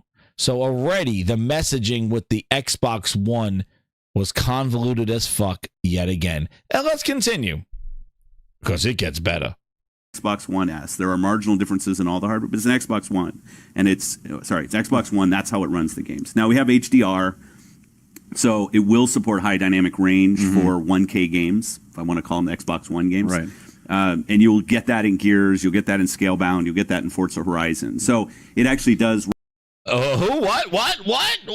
Did he just say something? Wait a second, Phil Spencer. Did you just name drop something that I didn't play yet? D'Angelo, did you play this game?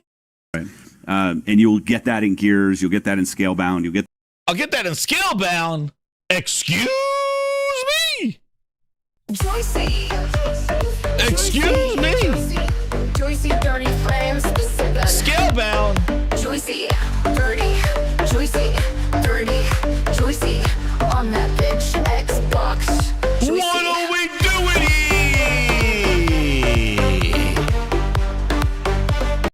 Huh? Games, if I want to call them Xbox One games. Right. And you'll get that in Gears. You'll get that in Scalebound. You'll get that in Forza Horizon. So we'll get that in Scalebound. Excuse me.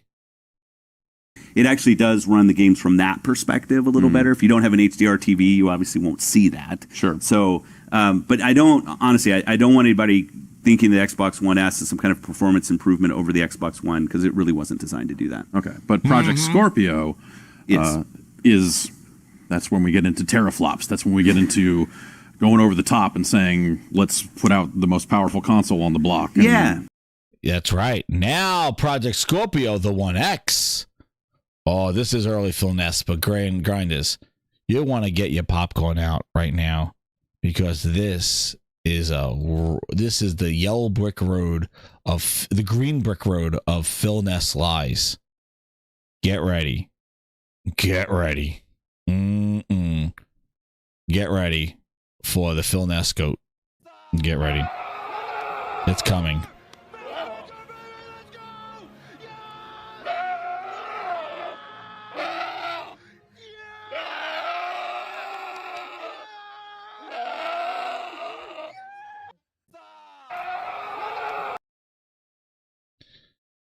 Let's go. Yeah, as I've shared in different places, we've been doing more work on PC, and we recently shipped Forza Motorsport Apex, right? 6 Apex on PC, running at 4K, and we've been looking at what it takes to run these games at 4K on PC, and we wanted to bring that capability to console.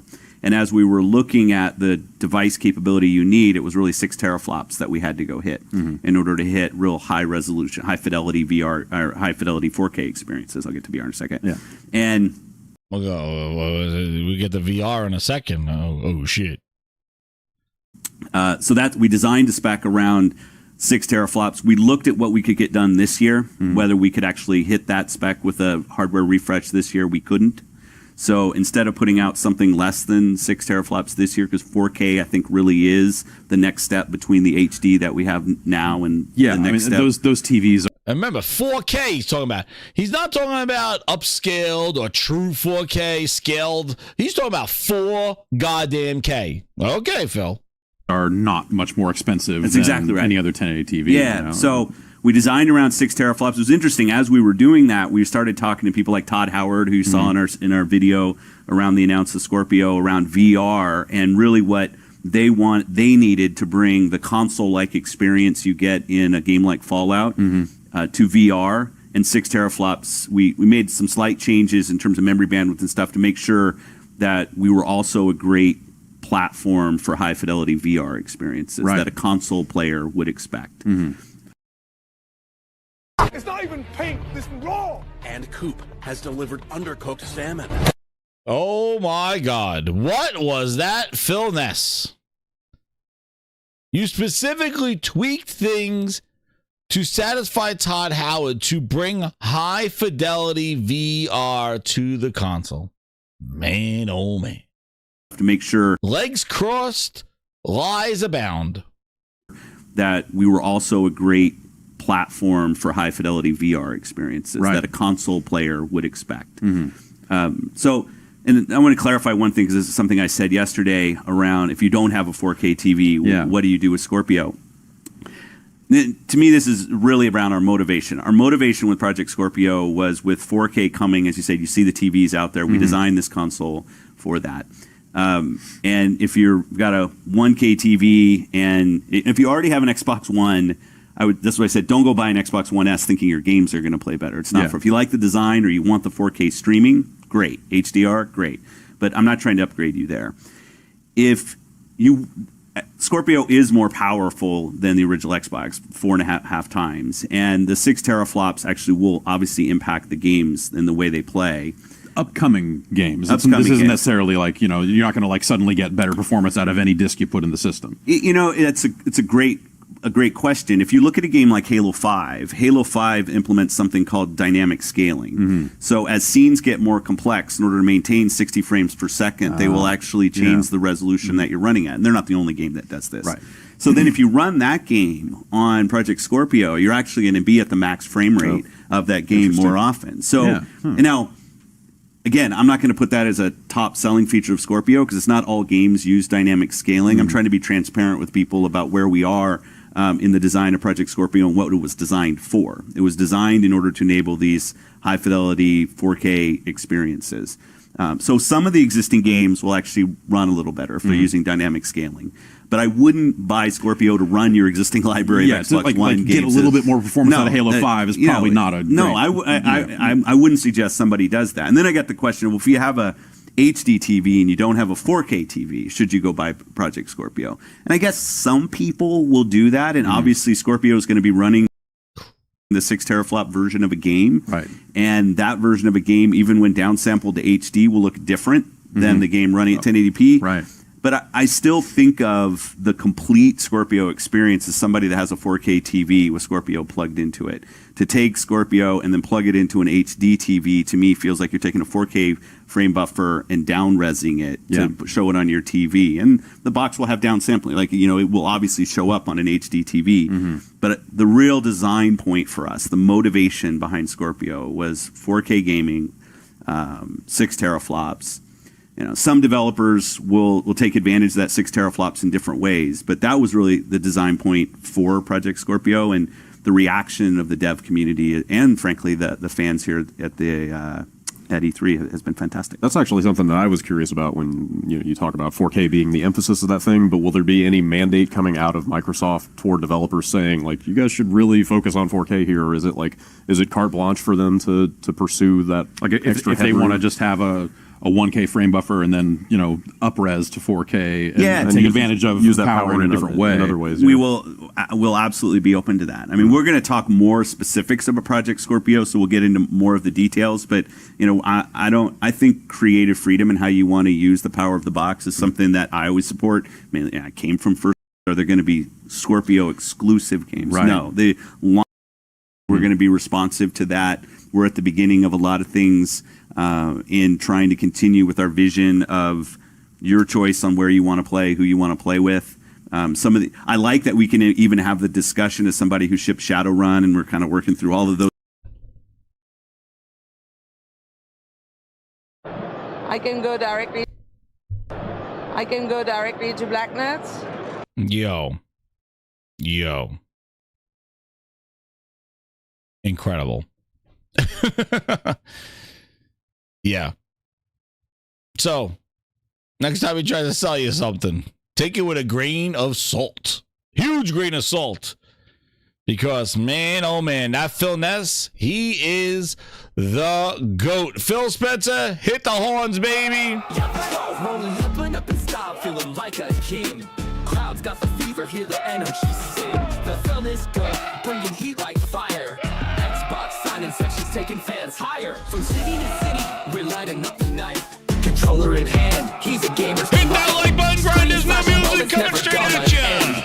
World tour, epic Xbox fans ascend. PHILNESS GOAT on a global spree. Autographs and high fives, so carefree. Everywhere we go, they know his name in the gaming hall of fame. From Tokyo to Paris, every game has a cheer. Fans lining up, cause Phil's finally here. Cosplay and contests, it's a gamer's dream. Living the excitement, riding the beam. Electric vibes in the air, can you feel the beat? Xbox logo shining, oh it's so sweet. Every concert, every stage, an epic thrill. The PHILNESS GOAT always gives you chills. PHILNESS GOAT on a global spree. Autographs and high fives, so carefree. Everywhere we go, they know his name in the gaming hall of fame. Hit that like button, grinders. Good night, and thank you again. Subscribe if you're new, become a member. PHILNESS GOAT, we out.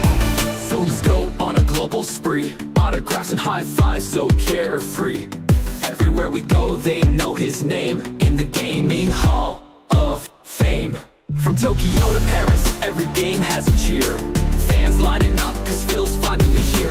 Cosplay and contests, it's a gamer's dream. Living the excitement, riding the beam. Electric vibes in the air, can you feel the beat? Xbox logo shining, oh it's so sweet. Every concert, every stage, an epic thrill. The PHILNESS GOAT always gives you chills. PHILNESS GOAT on a global spree. Autographs and high fives, so carefree.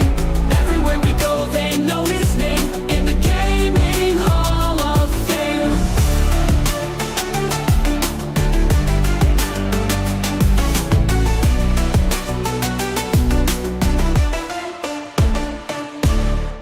Good night, grinders. Thank you again. Hit that like button, share it out. Subscribe to the Gaming Grindhouse. More coming your way. Good night.